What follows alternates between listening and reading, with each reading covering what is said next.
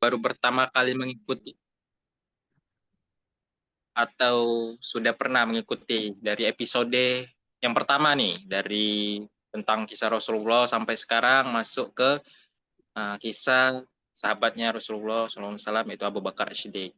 Yang insya Allah nanti ini lanjutan ke episode yang kedua. Lanjutannya insya Allah nanti akan dibahas tuntas oleh pemateri kita, tetap untuk itu. Kepada teman-teman semuanya, adakah yang baru pertama kali mengikuti ini atau sudah pernah semua? Oh, episode 1 yang baru nggak ikut ya. Oh, nanti boleh dicek di YouTube, ada kok rekaman ulangnya. Atau udah pernah semua ini? Tapi sepertinya udah semua ya. Oke, baiklah kalau misalnya belum tuh udah pernah ngikutin. Belum, Kak? Oh, berarti baru ya? Baru ya, Kak. Oke, sebelum itu saya izin bertanya sama Mas Asnawi. Boleh, Mas Asnawi, kita ngobrol sebentar? Ini kayaknya baru ya? Baru pertama ya? Assalamualaikum Mas Asnawi dan Mas Asnawi. Waalaikumsalam.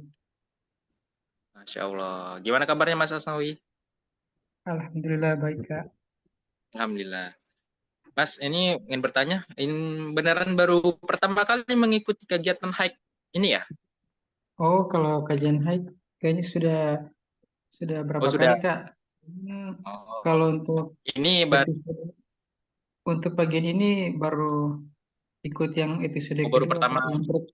Yang pertama tidak ikut. Oh, ya. Sebelumnya Mas Asnawi ini berasal dari mana sih? Kalau boleh tahu? Dari Kalimantan Timur, Kak. Oh, Kalimantan Timur. Jauh ya, Mas. Allah. Iya, Ini perkenalkan dulu Balikpapan. nama saya. Ya, perkenalkan dulu Mas. Nama saya Habib Al-Fatul Akbar. Salam kenal ya Mas, dari Palembang. Masya Oh, iya, Allah. Kak. Salam kenal juga ya. Masya Allah. Terima kasih ya Mas Asnawi. Tapi Ya, boleh minta ini nggak, testimoni ya, atau tentang kegiatan malam hari ini, atau alasannya mengapa mengikuti kegiatan malam hari ini, boleh? oh iya, Kak. Untuk malam ini, sehingga saya bisa ikut kajian haid pada malam hari ini karena ya mumpung ya waktu saya luang ada luang sedikit, jadi saya tetap ikut lagi dengan kajian sekarang ini karena biasanya saya itu ya ada kesibukan kesibukan mendadak, tapi ya syukurlah malam ini ya tidak ada kegiatan apapun, Kak, jadi tetap saya ikut kajian haid pada malam hari ini, Kak. Jadi cuman itu kalau sekali-sekali kadang-kadang ikut dengan kajian lain, biasanya yang ngisi itu kan ke Abizar, kemudian ke Hmm, Praka juga kan biasa. Cuman ini ya kebetulan aja waktu luang, jadi saya alhamdulillah sih bisa ikut. Alhamdulillah ya, Masya Allah ya. Semoga nanti ilmu yang disampaikan oleh Ustadz Masyur Abu Zaki, yaitu tentang kisah sahabat, semoga mendapat berbekas lah, atau bisa diamalkan juga, atau ilmu-ilmu yang nanti ya. Iya, siap, Kak. Insya Allah semoga saya pribadi juga bisa eh, mengamalkan apa yang disampaikan malam hari ini, Kak. Terima kasih Mas Asnawi atas telah memberikan kesempatan untuk mengobrol. Oke, ya, Kak, sama-sama. Oke, baik. Oke, kepada teman-teman semuanya, malam hari ini kita insya Allah akan langsung saja ya, karena Ustadz kita sudah membersamai kita dari awal tadi. Alhamdulillah. Ini sebelumnya saya ingin menyapa Ustadznya dulu. Assalamualaikum Ustadz. Sapa lagi Waalaikumsalam Ustadz. warahmatullahi wabarakatuh. Gimana kabarnya Ustadz? Belum nanya kabar saya tadi. Insya Allah. Alhamdulillah, luar biasa. Allahu Akbar. Alhamdulillah, Masya Allah. Ustadz, gimana? Apa sudah siap untuk menyampaikan materi malam hari ini? Insya Allah siap. Insya Allah siap ya. Oke, baik pada teman-teman semuanya. Izin untuk membuka acara ini, Ustaz. Oke, baik Ya, kepada Bapak. teman-teman semuanya. Ya, Ustadznya udah siap untuk menyampaikan materi malam hari ini. Kepada teman-teman semuanya, jangan lupa untuk persiapkan catatannya dan juga kuatkan niat kita kembali untuk mencari ridhonya Allah dan sama-sama untuk mencari ilmu. Kepada teman-teman juga, aku ingin mengonfirmasi bahwa apabila teman-teman bisa kemungkinan on cam untuk bisa dinyalakan on cam-nya. Dan apabila tidak memungkinkan, tidak mengapa untuk tidak membuka kameranya. Oke, baik. Sebelum itu, marilah kita buka acara kita pada malam hari ini dengan melafazkan basmalah. Bismillahirrahmanirrahim. Oke, baik. Kepada Ustadz Asyuri Abu Zaki, kami persilakan untuk menyampaikan materi pada malam hari ini. Syukran. Bismillahirrahmanirrahim. Assalamualaikum warahmatullahi wabarakatuh. Innal hamdalillah nahmaduhu wa nasta'inuhu wa nastaghfiruh wa na'udzu billahi min syururi anfusina wa min sayyiati a'malina. May yahdihillahu fala mudilla lahu wa may yudlil fala hadiyalah. Asyhadu an la ilaha illallah wahdahu la syarika lah wa asyhadu anna Muhammadan abduhu wa rasuluhu alladzi la nabiyya ba'dah. Qala Allah Ta'ala fil kitabihil karim, a'udzu billahi minasyaitonir rajim. Bismillahirrahmanirrahim. Innad dina 'indallahil Islam wa ma ikhtalafal ladzina utul kitaba illa min ba'di ma ja'ahumul 'ilmu baghyan bainahum wa may yakfur bi ayatillahi fa innallaha sari'ul hisab. Shadaqallahul 'azim. Alhamdulillah, segala puji bagi Allah Subhanahu wa taala yang terus dan tidak pernah bosan memberikan kenikmatan kepada diri kita sehingga pada malam hari ini Allah masih memperjumpakan kita kembali di ruang Zoom dan kita masih diberikan kesehatan oleh Allah sehingga kita juga masih bisa untuk bertalabul ilmi dan mudah-mudahan apa yang kita niatkan dan apa yang kita pelajari mendapat berkah di sisi Allah Subhanahu wa taala. Salat beserta salam kita panjatkan kepada junjungan kita Nabi Muhammad SAW beserta para keluarga, para sahabat dan para pengikutnya yang senantiasa itba kepada beliau ila akhiril hayat nanti, mudah-mudahan termasuk kita ada di dalamnya. Alhamdulillah, kita pada malam hari ini melanjutkan kajian kita tentang Sirah Nabawiyah, yaitu Sirah Sahabat. Bagaimana kemarin kita sudah membahas part satunya ya, yaitu kisahnya sahabat paling mulia yaitu Abu Bakar As-Siddiq. Bagaimana kemarin di part 1 kita membahas sampai ketika Rasulullah wafat ya. Ketika sampai Rasulullah wafat, bagaimana sahabat Abu Bakar ini membersamai Rasulullah dari pertama beliau itu masuk Islam, lalu dedikasinya terhadap Islam, kesetiaannya terhadap Rasulullah, lalu bagaimana hartanya diberikan kepada Islam, itu sangat luar biasa. Gitu. Kemarin kita sudah panjang lebar ya, sudah 2 jam kemarin kita membahas itu ya, dan ternyata kita mengetahui bagaimana sosok dari sahabat paling mulia ini ketika timbangan seluruh keimanan manusia dan ditimbang pada sahabat Abu Bakar ini, maka timbangannya masih berat sahabat Abu Bakar. Gitu. Jadi ketika Abu Bakar kemarin kita bahas itu kan nama aslinya itu Abdul Makkah, Abdul Ka'bah gitu. Abdul Ka'bah itu hambanya Ka'bah. Jadi ketika Rasulullah berteman dengan Abu Bakar, maka diganti dengan namanya Abdullah, gitu kan, hambanya Allah gitu. Lalu dijuluki Abu Bakar itu adalah bapaknya orang yang pertama kali. Bakar itu artinya kan pertama kali gitu. Maksudnya itu pertama kali yang memeluk Islam itu. Jadi dinamakan Abu Bakar. Mari kita sudah membahas dan poin yang kemarin terlewat itu adalah bagaimana ketika seluruh hartanya sahabat Abu Bakar ini diberikan kepada Islam, bahkan hanya menyisakan Allah dan Rasulnya. Kemarin kita sudah bahas itu ya. Nah, mungkin teman-teman di sini ya kemarin ada yang hadir dan mungkin ada yang baru pertama juga ya. Saya ucapkan kita sama-sama belajar. Mudah-mudahan kita semua di sini ya diridai oleh Allah Subhanahu wa taala. Nah, ketika sahabat Abu Bakar itu mendedikasikan semua hartanya, mensedekahkan semua hartanya, itu sangat sangat luar biasa. Gitu. Bahkan hanya misalkan Allah dan Rasulnya. Itulah kenapa akhirnya sahabat yang lain itu sangat iri dan mereka kayak insecure ya, terhadap Abu Bakar. Kenapa? Karena sahabat yang lain itu menganggap tidak akan bisa setara dengan kesetiaan, dengan keloyalitasan terhadap Islam dan dengan dedikasi terhadap Islam, yaitu sahabat Abu Bakar ini. Jadi sahabat yang lain itu tidak akan merasa tidak mampu gitu untuk menyamai sahabat Abu Bakar itu. Nah, ketika sosok yang paling luar biasa ini terkenal dengan kedermawannya ini, ya, dermawan itu kan ada 4 tingkatan. Kedermawan itu ada 4 tingkatan. Itu nanti kita bahas di sahabat ini bagaimana tingkatan sahabat itu seperti apa. Nah, bolehlah nanti dicatat ya. Kedermawanan itu kan ada 4 tingkatannya, itu ada 4 gitu. Maka yang pertama itu kedermawanan itu namanya sakho gitu. Nah, sakho ini, orang yang sakho itu adalah orang yang ketika dia itu diminta, dia tuh cepat ngasih gitu. Jadi level orang yang kalau ada orang minta, dia cepat ngasih. Nah, itu level dermawan yang tingkat pertama gitu. Jadi kalau Mas Habib diminta sama seseorang gitu, Bib minta motor, langsung dikasih. Itu sakho.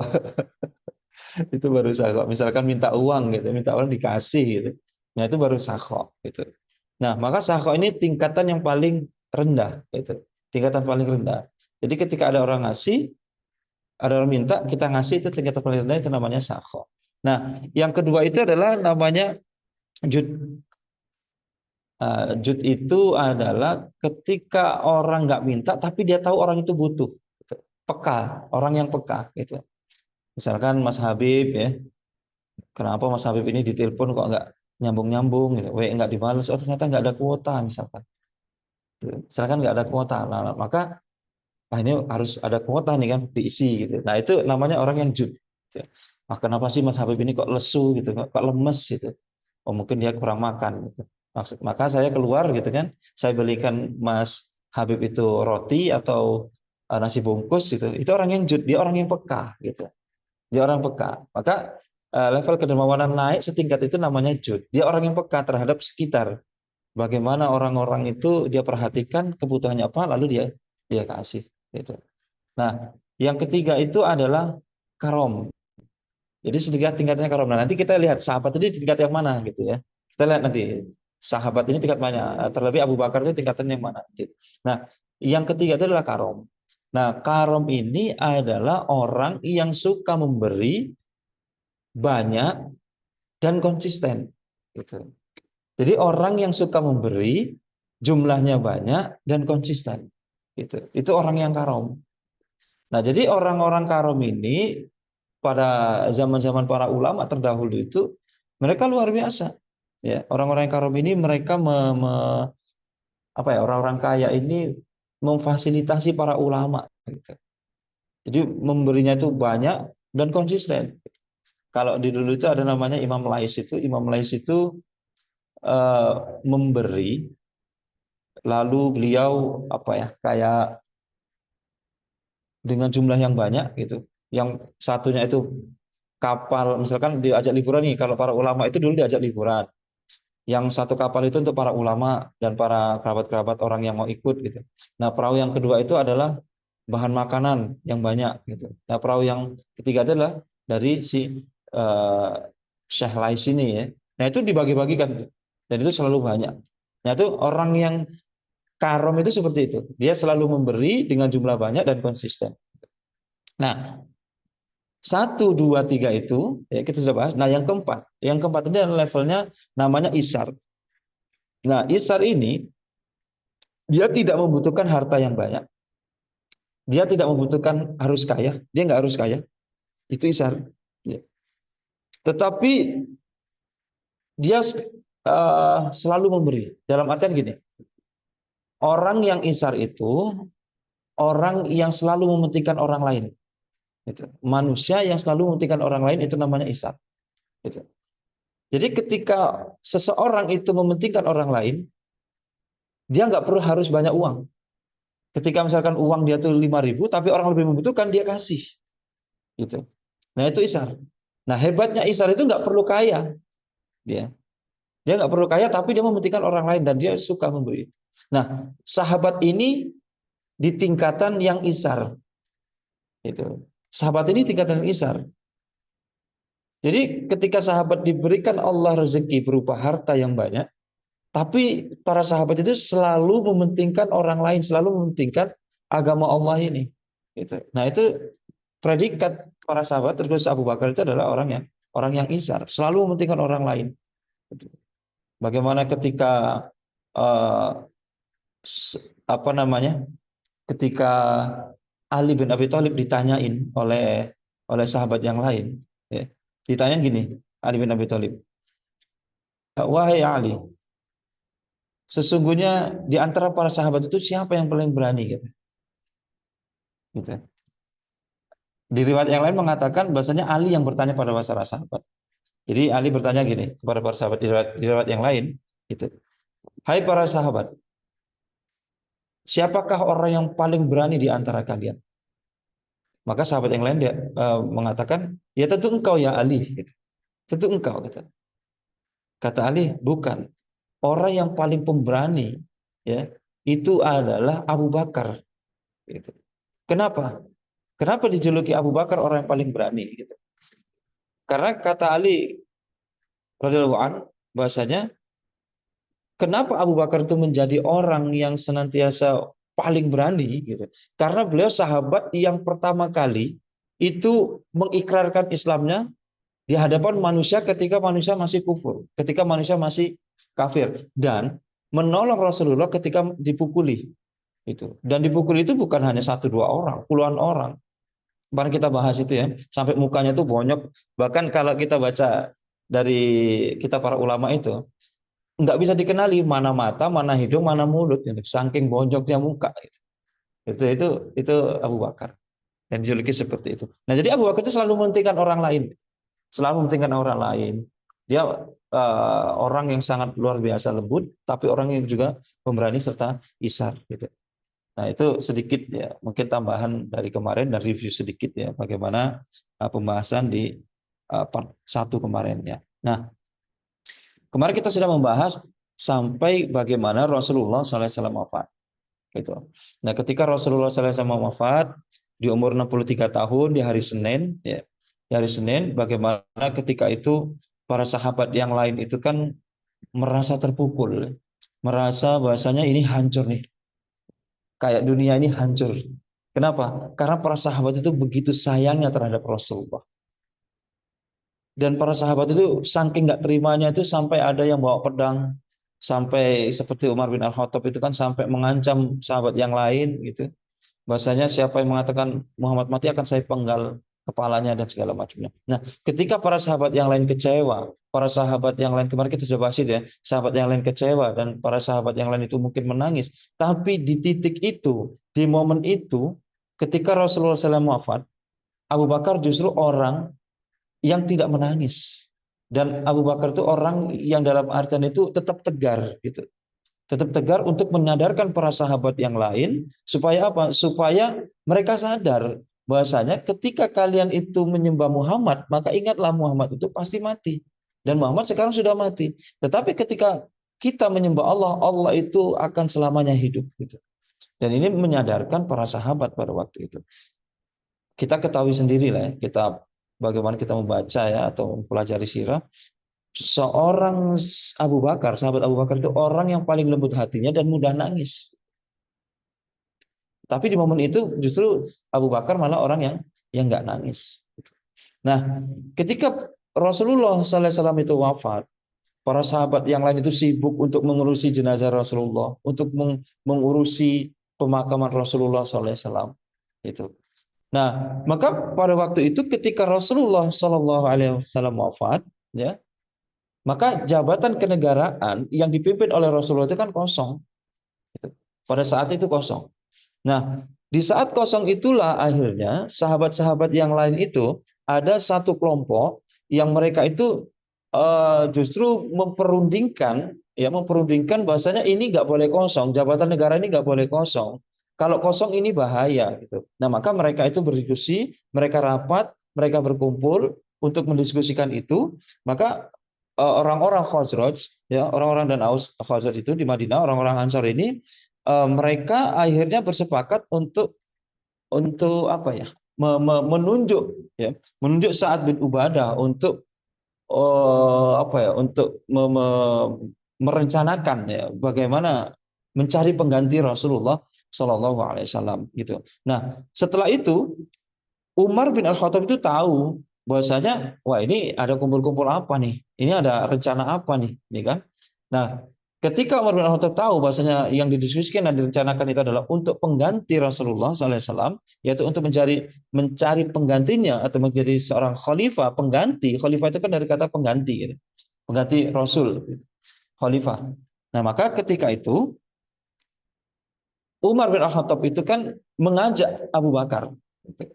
Maksudnya, ayo kita harus memenuhi ini dulu gitu loh, memenuhi rencana ini dulu, baru menguburkan jenazah Rasulullah SAW. Padahal kita tahu, para sahabat juga paham sesuatu yang disegerakan itu salah satunya itu adalah menguburkan jenazah, gitu, menguburkan jenazah. Tetapi untuk kasus ini, untuk kasus mencari pengganti, ya, mencari pengganti pimpinan kaum muslimin, maka tahan untuk dipending dalam artian gitu, ya, di pending dulu supaya mengubur jenazah Rasulullah itu nanti. Kita pentingnya mengangkat seorang pemimpin di tengah-tengah umat, gitu. Nah, maka inilah salah satu dalil bahwasanya menunjuk seorang khalifah itu tidak boleh lebih dari 3 hari, gitu, 3 hari 3 malam, gitu kan, untuk cari penggantinya Rasulullah Shallallahu Alaihi Wasallam. Gitu. Kalau sekarang bukan hanya 3 hari, tapi sudah 100 tahun lebih, ya, nggak ada mencari pengganti Rasulullah seorang khalifah, gitu, seorang khalifah. Nah, khalifah itu kan memang disebut di dalam Al-Quran itu wa idz qala rabbuka lil malaikati inni ja'ilun fil ardi khalifah, gitu. Jadi ketika Rasulullah ya ketika Allah Subhanahu wa taala itu ingin menciptakan ya pengganti atau wakilnya Allah di muka bumi, gitu. Wakilnya Allah di muka bumi. Nah, maka ayat ini menjadi dalil bahwasanya Allah itu memang menciptakan manusia untuk apa? Untuk menjadi seorang wakilnya Allah di muka bumi. Nah, maka para ulama ya itu menafsirkan bahwasanya salah satu yang terdapat di ayat ini adalah taklif atau perjanjian taklif. Gitu. Perjanjian taklif itu apa? Perjanjian taklif itu adalah perjanjian beban, itu kan? Perjanjian beban bahwasanya misalkan gini, perjanjian taklif itu gini. Khalifah itu kan fungsinya untuk mengatur bumi, untuk mengatur manusia dan bumi dan seisinya, termasuk manusia. Gitu. Nah, maka ketika ada perjanjian taklif, ya, ada perjanjian taklif itu perjanjian beban. Contoh gini, misalkan Mas Habib. Misalkan Mas Habib diamanahi untuk menjaga rumah, ya, untuk menjaga rumah si Bapak Edi misalkan. Bapak Edi ini sangat kaya, punya rumah, punya mobil. Ya, si Bapak Edi ini. Nah, ternyata Bapak Edi ini, kata Pak Edi, Mas Habib, tolong jagain rumah saya ya. Saya mau uh, liburan atau saya mau umroh selama 1 bulan. Saya mau liburan selama 1 bulan. Nah, itu perjanjian taklif, perjanjian beban maksudnya. Nah, ketika Mas Habib diamanai untuk menunggu rumah Pak Edi tadi selama 1 bulan, apakah itu menjadi rumahnya Mas Habib? Enggak kan? Enggak jadi rumahnya Mas Habib. Maka apa-apa yang ingin Mas Habib lakukan, pakai mobilnya atau minjamin mobilnya, ngajak orang tidur di rumah teman-temannya, harus ada izin dari Pak Edi, betul nggak? Betul. Nah, gitu juga khalifah itu seperti itu untuk ngatur manusia. Ketika kita ingin mengelola bumi, kita ingin mengelola bumi dan seisinya, itu kita harus minta izin sama Allah. Karena Allah si pemilik bumi gitu. Jadi apapun yang kita lakukan itu senantiasa minta petunjuk dari Allah. Dari mana? Dari Al-Qur'an, dari Nabi Muhammad SAW. Nah, khalifah itu fungsinya seperti itu. Gitu. Khalifah itu untuk mengatur manusia dengan apa? Dengan Islam itu tadi. Gitu. Nah, jadi ketika jenazah Rasulullah SAW itu meninggal hari Senin, ya maka dikuburkan sampai hari Rabu kalau nggak salah, ya.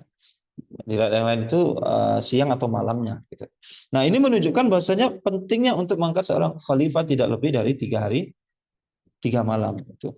Nah, ketika Abu Bakar itu bertemu, gitu ya, bertemu dengan orang-orang yang mendiskusikan itu, berembuk tentang hal itu.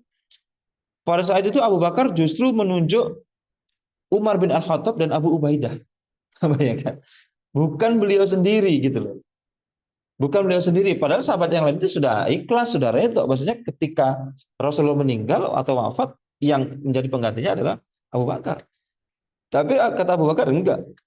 Yang harus menjadi seorang khalifah itu adalah Umar dan Abu Ubaidah. Gitu.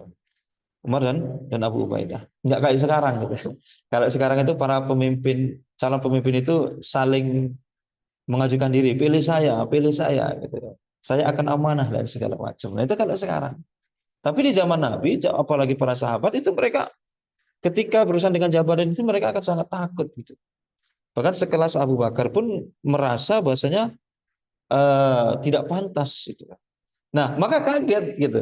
Kaget Umar dan Abu Ubaidah ini kaget. Loh, kok kami gitu kan? Kok kami? Kami ini nggak pantas. Bagaimana kami bisa jadi pemimpin kalau di bawah kami itu masih ada Abu Bakar? Rakyat yang dipimpin itu seorang Abu Bakar. Saya sampai kapanpun, kata Umar, tidak akan pernah jadi seorang khalifah ketika rakyat saya itu ada yang namanya Abu Bakar As-Siddiq. Jadi Umar itu sampai kapanpun nggak akan pernah jadi gitu kan. Nah, itu yang dikatakan oleh Umar bin Khattab. Gitu. Maka mau tidak mau akhirnya dicalonkan gitu. Dicalonkan Abu Bakar As-Siddiq. Tapi sebelum itu kan memang berkembang isu bahasanya banyak juga dari kaum Ansor, dari kaum yang di Madinah, di Yatsrib, kaum Ansor itu mencalonkan para tokoh-tokohnya itu untuk menjadi seorang khalifah gitu. Tapi diluruskan oleh sahabat-sahabat Muhajirin gitu. Sahabat-sahabat Muhajirin bahwasanya yang mengganti Rasul itu adalah afdolnya dari golongan Quraisy gitu. Dari golongan Quraisy. Kenapa dari Quraisy? Karena Quraisy itu adalah pemimpin Arab pada waktu itu. Kabilah yang memang itu sudah terbukti dan memang itu pemimpin Arab, gitu kan, pemimpin Arab pada waktu itu. Jadi dari golongan orang Quraisy, dan itu akhirnya menempatkan Abu Bakar itu menjadi seorang khalifah pada waktu itu. Nah, ketika Abu Bakar menjabat sebagai seorang khalifah, maka problematika yang terjadi di kaum muslimin itu kompleks, banyak gitu. Banyak sekali dan rumit. Itulah kenapa ujian yang dirasakan oleh sahabat Abu Bakar ini luar biasa. Gitu. Kenapa? Karena banyak orang-orang kaum muslimin khususnya itu yang murtad. Banyak orang yang murtad, banyak orang yang nggak mau bayar zakat. Gitu. Jadi ketika mendapati hal-hal semacam itu, maka kasus internal di dalam negerinya itu harus diselesaikan dulu. Bagaimana kita bisa fokus untuk memfutuhat, untuk membebaskan negeri-negeri lain ketika faktor internalnya itu masih bermasalah. Gitu. Dan ini yang difokuskan oleh sahabat Abu Bakar. Gitu. Nah, program yang pertama kali itu adalah bagaimana sahabat Abu Bakar ini memerangi orang-orang yang nggak bayar zakat. Kan gitu. Memerangi orang-orang yang nggak bayar zakat. Bahkan diprotes oleh sahabat Umar. Gitu. Ya waya-waya ada bayar zakat gitu kan, kok sampai diperangi ngirim pasukan gitu loh. Ya, ini gitulah kira-kira ya dialognya tuh, kok ngirim pasukan, padahal kalau kita tahu kan sahabat Abu Bakar ini orang yang paling lembut, orang yang paling santun, orang yang paling slow gitu ya. Tapi ketika berhubungan dengan zakat, tidak mau bayar zakat, diperangi, nggak ada alasan lagi gitu, nggak ada alasan lagi gitu. Maka dikatakan oleh sahabat Abu Bakar kepada Umar, saya tidak akan pernah memberi toleransi kepada orang yang memisahkan antara sholat dan zakat.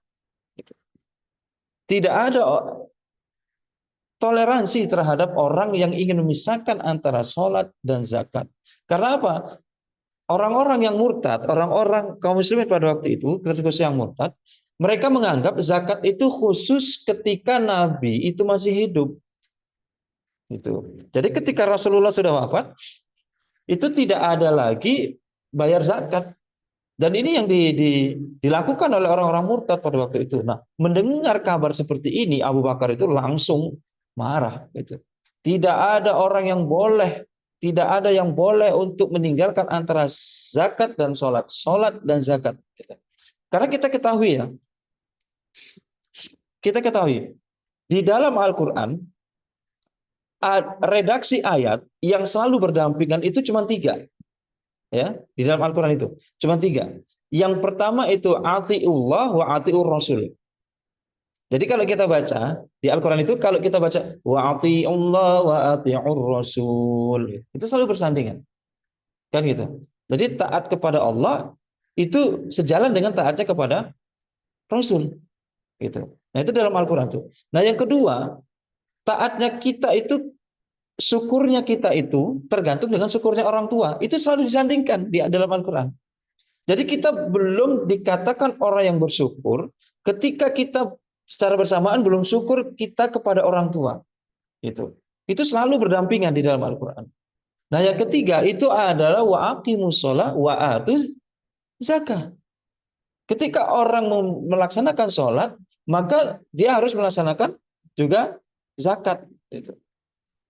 Dia harus membayar zakat. Dan ini selalu beriringan ketika ada di dalam Al-Quran. Dan ini Abu Bakar tidak ingin bahasanya orang-orang itu meninggalkan zakat. Nah itu sampai diperangi memang oleh sahabat Abu Bakar, bahkan mengirim pasukan yang lumayan banyak kan gitu pada waktu itu. Nah akhirnya ketika pasukan disiapkan, ya, Khalid bin Walid dan komandan-komandan yang lain ini disiapkan untuk memerangi orang-orang yang tidak mau bayar zakat, maka akhirnya orang-orang itu ya mau insaf kembali kan, gitu. Mau tobat kembali untuk kembali kepada Islam.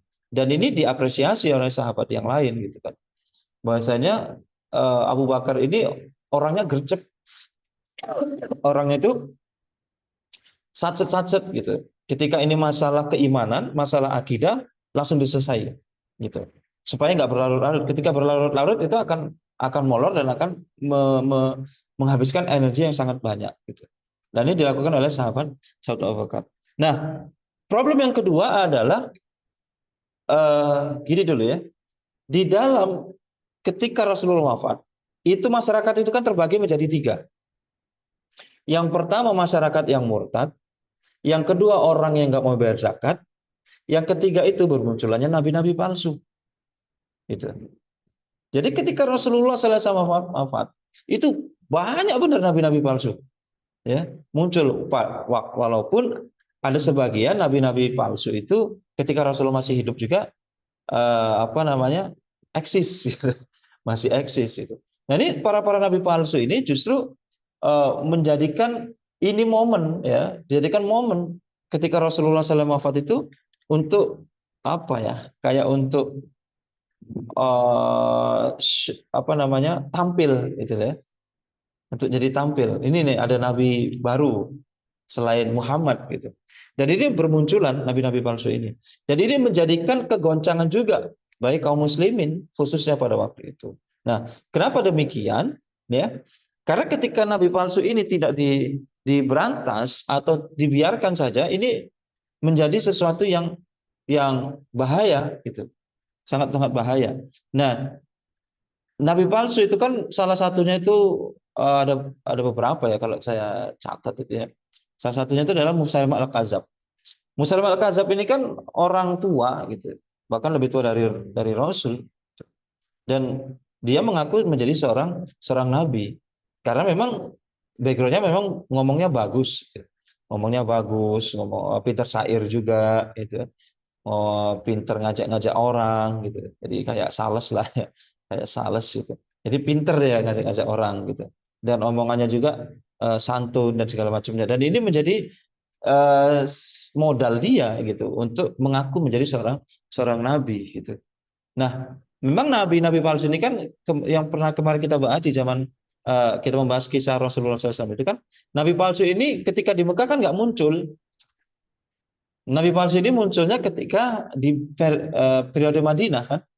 di periode Madinah. Kenapa?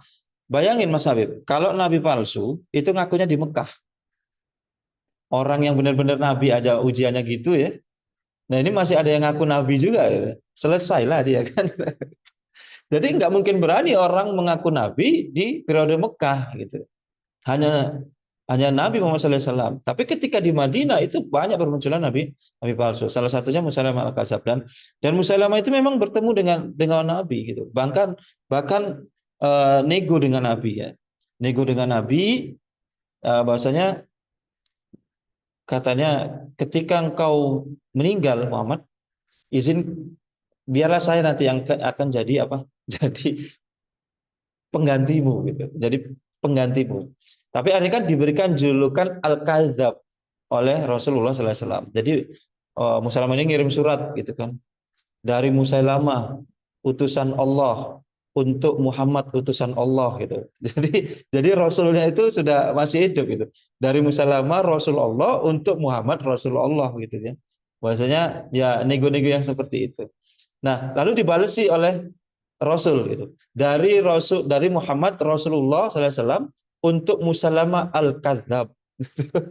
Jadi Musailamah si pendusta gitu. Jadi itulah akhirnya ada julukannya al-Kadzab, yaitu seorang pendusta gitu, seorang pembohong, ulung, pembohong besar gitu.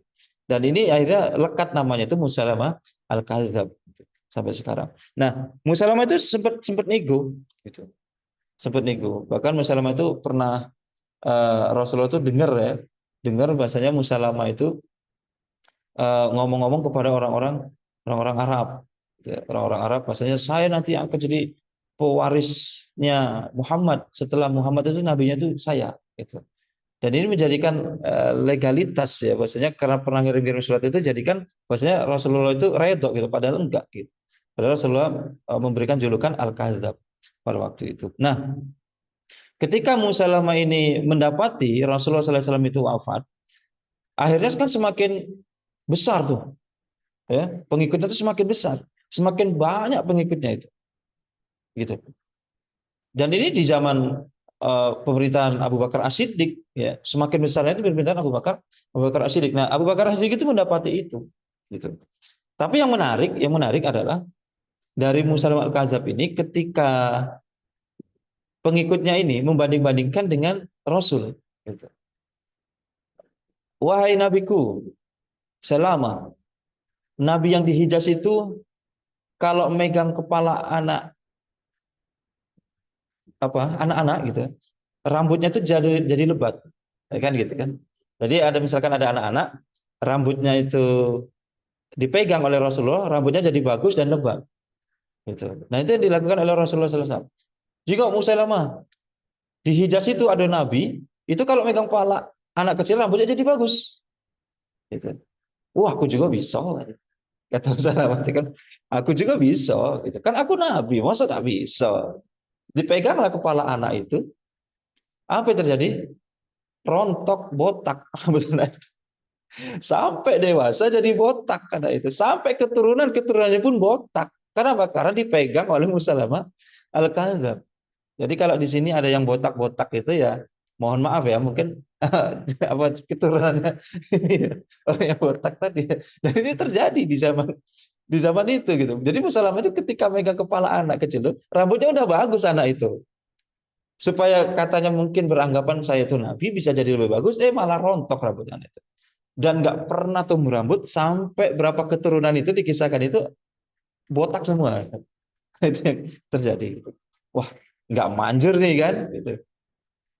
Merugikan orang bener. Bukannya jadi untung, jadi buntung kan gitu. Nah, berikutnya pengikutnya itu juga ngomong gitu. Nabiku Musailamah. Gitu. Itu yang nabi di Hijaz itu kalau mendapati sumur itu rasanya asin, begitu diludahin, itu airnya jadi tawar dan enak, seger banget gitu. Kata si pengikutnya tadi kan, wah saya juga bisa lah gitu kan. Saya kan nabi kata Musailamah. Saya kan nabi, maka akhirnya diludahin juga gitu. Kalau ludah nabi kan beda dengan ludah kita ya. Kalau ludah nabi itu untuk mengobati mata Ali yang rabun untuk mengobati lukanya Abu Bakar itu sembuh. Itu ludahnya Nabi gitu. Nah, ini Musalamah al-Kadzab begitu mendapati sumur yang asin diludahilah sumur itu. Gitu. Ternyata apa yang terjadi? Ternyata sumur itu mabuk, busuk, bau bangkai sampai kapanpun nggak bisa untuk dipakai airnya tuh. Karena apa? Karena ludahnya Musalamah al-Kadzab. Jadi itu menarik gitu ya. Bagaimana seorang yang mengaku nabi justru malah merugikan orang-orang banyak gitu. Tapi ya karena memang pengaruh dari Musalamah itu sangat besar, orang-orang itu tetap mengagungkan Musalamah al-Kadzab. Dan ini memang yang diprioritaskan oleh Abu Bakar, gitu. Diprioritaskan karena Musalamah ini memang sudah viral lah setelah Rasulullah wafat itu sudah viral dan banyak pengikutnya, followersnya itu banyak, gitu kan. Nah, gimana coba kalau ngimbangi orang yang followersnya itu banyak, dan maka diperangi oleh Abu Bakar. Nah, itu kan ada namanya perang Yamamah ya. Nah, perang Yamamah itu memang fokus untuk mengejar si Musalamah al-Kadzab itu. Nah, maka dikirimkanlah pasukan Khalid bin Walid gitu ya. Dan pasukan-pasukan yang lain itu sampai menurunkan 11 jenderal perang kalau nggak salah. Saking memang pentingnya gitu pasukan itu. Berapa ya pasukan itu? 12.000, musuh 40.000, bayangkan. Jadi pasukan muslimin itu 12.000. Karena gini, walaupun kaum muslimin sudah besar pada waktu itu, tapi memang pasukan muslimin ini kan terbelah jadi dua gitu loh. Jadi dua gitu. Yang pertama itu adalah pasukan yang diprioritaskan oleh Rasul sebelum wafat itu, ya, untuk menaklukkan negeri lain, gitu ya, untuk menaklukkan negeri lain. Nah, maka Abu Bakar ini mendapati pasukan itu nggak dicawe-cawe. Jadi Om Abu Bakar itu fokus untuk buat pasukan baru, untuk apa? Untuk memberantas nabi palsu ini, gitu. Jadi memang pasukan yang dibentuk baru, bukan kelompok yang lama yang memang sudah biasa berperang. Gitu. Memang walaupun semuanya memang sudah biasa berperang, tapi memang buat pasukan baru untuk memerangi Musalamah al-Kadzab. Jadi 40.000 musuh 12.000. Nah, sekalipun kita atau kaum muslimin pada waktu itu musuhnya adalah 12.000, kita 12.000, musuh 40.000 itu, tapi tetap menang gitu. Maka di dalam riwayat dikatakan itu korban yang apa ya, yang memakan korban di kaum muslimin itu sekitar 1.200 itu. Jadi cuman 1.200 kaum muslimin yang meninggal. Tetapi di antara 1.200 ini 400-nya ada kaum Ansor, dan yang prioritas banyak itu adalah orang-orang penghafal Al-Quran. Nanti kita bahas. Nah, ketika itu pasukan Musalamah itu sekitar yang mati itu 20.000. Gitu. Jadi 12.000 kaum muslimin, 20.000 pasukan musuh. Itu Musalamah al-Kadzab pasukannya itu. Dan itu akhirnya terdesak kan di dalam kebun apa itu? Kebun kematian ya. Kebun kematian itu, maka akhirnya Musalamah itu kan memang kebun itu kan dikelilingi dengan tembok yang tinggi ya.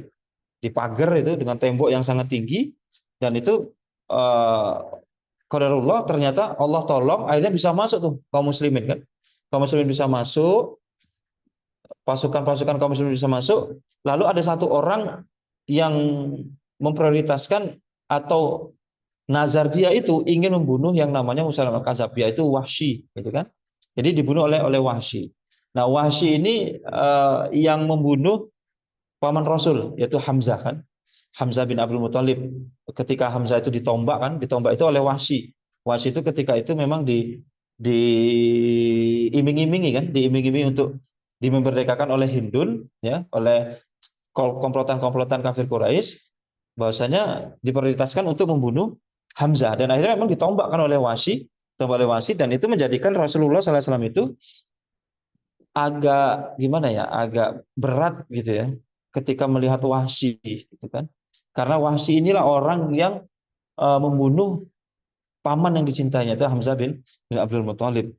Jadi ketika Wahsy itu masuk Islam, ya Rasulullah itu memang kayak ya gimana ya, berat hati lah gitu, masih berat hati. Itulah akhirnya Wahsy kan sadar diri gitu, ketika ikut ngaji sama Rasul, kajian sama Rasul, dia duduknya paling belakang gitu, hanya bisa memandang Rasul dari jauh gitu kan, karena dia sadar diri bahwasanya sudah membuat hati Rasul itu kecewa gitu dan sedih. Maka dia menazarkan diri dan berjanji kepada diri dia sendiri bahwasanya saya ingin menebus kesalahan yang pernah saya lakukan kepada Rasulullah dengan cara apa? Dengan cara membunuh nabi palsu yaitu Musalamah al-Kadzab itu. Maka akhirnya kan diperhatikan ya, dari jauh itu cuman Musalamah. Ketika momennya itu datang, lalu dilemparkan tombaknya itu menembus ke dadanya itu dan lalu akhirnya matilah Musalamah al-Kadzab gitu. Nah, dan itulah yang apa Nabi salah satunya yang diberantas oleh pasukan kepemimpinan Abu Bakar As-Siddiq. Nah, lalu berikutnya itu adalah Al-Aswan Al-Ansi. Al-Aswan Al-Ansi ini adalah nabi palsu juga, tapi dia itu bukan dari Madinah gitu ya. Bukan sekeliling itu tapi dari Yaman. Mau agak jauh lagi ya. Jauh lagi itu. Itu dari Yaman memang. Dia itu terkenal orang yang apa? Dukun ya, mantan dukun gitu. Penyihir, penipu. Jadi kalau penyihir, dukun itu satu paket dengan nipu. Kan gitu. Memang udah ada dari dulu kan gitu. Udah ada dari dulu, udah banyak contohnya.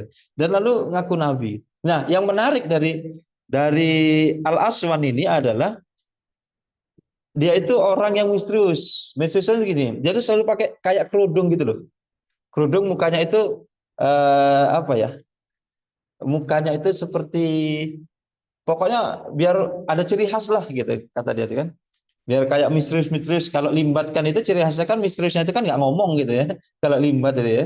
Nah kalau Al Aswan ini enggak, dia pakai kerudung, dia menutupi wajahnya itu biar kesannya tuh misterius. Nah ini Al Aswan ini. Nah Al Aswan ini memang diburu, tetapi nanti matinya itu dengan virus. Virus itu adalah sahabat Rasul ya, salah satu kawannya Rasulullah SAW. Nah itu sedikit apa ya, sedikit kisah tentang nabi-nabi palsu gitu. Lalu berikutnya ada Tulaiha bin Khuwailid gitu. Tulaiha bin Khuwailid gitu. Jadi memang Tulaiha ini orang yang masuk Islam dulu, gitu kan? Dia masuk Islam, lalu dia mengaku nabi karena dia punya kemampuan yang sama seperti nabi-nabi yang lain, dalam artian itu dia pintar ngomong dan segala macam, gitu kan? Yang dilakukan oleh Tulaiha ini adalah dia mengatakan bahasanya rukuk dan sujud itu nggak ada, gitu. Dalam sholat itu rukuk dan sujud itu nggak ada. Jadi Allah itu tidak pernah memerintahkan kita untuk mukanya itu nempel di tanah, gitu. Dan nggak ada rukuk, gitu. Nah itu dilakukan oleh Tulaiha, gitu. Tetapi bedanya adalah Tulaiha ini kan ada diburu karena Khalid bin Walid, gitu. Khalid bin Walid. Jadi memang program yang dilakukan oleh sahabat Abu Bakar ini luar biasa. Jadi terus diburu nabi-nabi palsu ini. Khalid bin Walid ini memburu Tulaiha ini, diburu terus sampai ke Syam dia. Sampai ke Syam itu kan jauh itu jaraknya dari Madinah ke Syam itu kan jauh. Sampai ke Syam dia bersembunyi di Syam, gitu kan. Nah, pasukannya itu udah diberantas dan disadarkan oleh pasukan Khalid bin Walid. Nah, tetapi yang membedakan ini ketika dia akhirnya ke Syam, ya, dia ke Syam, lalu akhirnya dia bertobat memang. Dia kembali lagi ke jalan Islam gitu. Nah, ini bedanya Tulaiha dengan nabi yang lain. Ini ketika nabi yang lain itu dibunuh, Tulaiha ini nanti tobat dia. Itu, tobat. Tetapi itu terus sempat dikejar terus sama Khalid bin Walid gitu atas perintah dari sahabat Abu Bakar gitu kan. Dan ini memang program yang sangat serius yang dilakukan oleh Abu Bakar. Yang berikutnya adalah Saja bin Haris. Saja bin Haris ini nabi perempuan. Gitu. Jadi muncul itu nabi perempuan di zaman Abu Bakar. Gitu. Jadi kalau di Indonesia ada namanya Lia Eden itu nggak usah kaget. Di zaman dulu udah ada juga yang ngaku namanya nabi palsu yaitu Saja. Kalau Lia Eden kan mengaku malaikat Jibril dulu ya. Malaikat Jibril gitu. Jadi hebat orang Indonesia ini nangkepnya tuh malaikat. Malaikat Jibril ditangkap. Gitu. Nah, di zaman itu Saja bin Haris ini ya, niatnya itu ingin memerangi Musailamah. Gitu. Jadi nabi palsu memerangi nabi palsu gitu. Karena mungkin sang satunya itu banyak banyak followersnya, yang satu juga banyak follower aja perang. Tetapi bukannya perang malah kolaps. Tahu kolaps? Bukannya jadi perang malah kolaps. Yang satu kan laki-laki tuh, yang satu perempuan. Tetapi karena pasukan saja ini banyak juga itu, maka si Musalamah ini kan agak agak ketar-ketir juga gitu loh. Wah, ini udah diperangi muslimin ya, kaum muslimin diperangi sama Sajah pula gitu kan. Ah, ini kalau bisa jangan sampai dua-duanya berhadapan dengan kita nih. Maka salah satunya harus kita taklukkan. Maka kata Musalamah, saya ingin berdiskusi, ingin ngomong, ingin ngobrol sama Sajah gitu. Hanya 4 mata gitu. Gitu.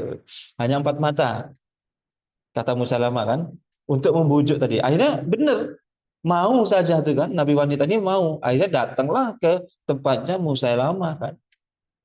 Datang ke tempatnya Musalamah.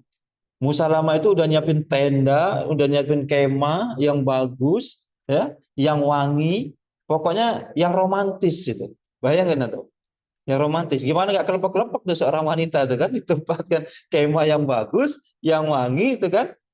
Jadi kelepek-kelepek. Maka akhirnya bukan apa, bukan bukan justru memerangi gitu loh, malah dinikahi kan gitu, dinikahi. Dari waktu pertama ketemu itu kata Musalamah, apakah wahyu sudah turun dari Allah? Nanyain si Sajah tadi. Kata Sajah, jawabnya, bukankah laki-laki yang duluan? Jadi si Sajah itu balik bertanya gitu. Apakah sudah turun wahyu? Kata Sajah. Balik bertanya kepada Musalamah. Gitu. Oh sudah. Kata. Maka demi Tuhanmu. Jadi sesungguhnya seorang wanita itu mengeluarkan nyawa dari isi perutnya. Ayat-ayat yang aneh-aneh itu keluar dari Musalamah.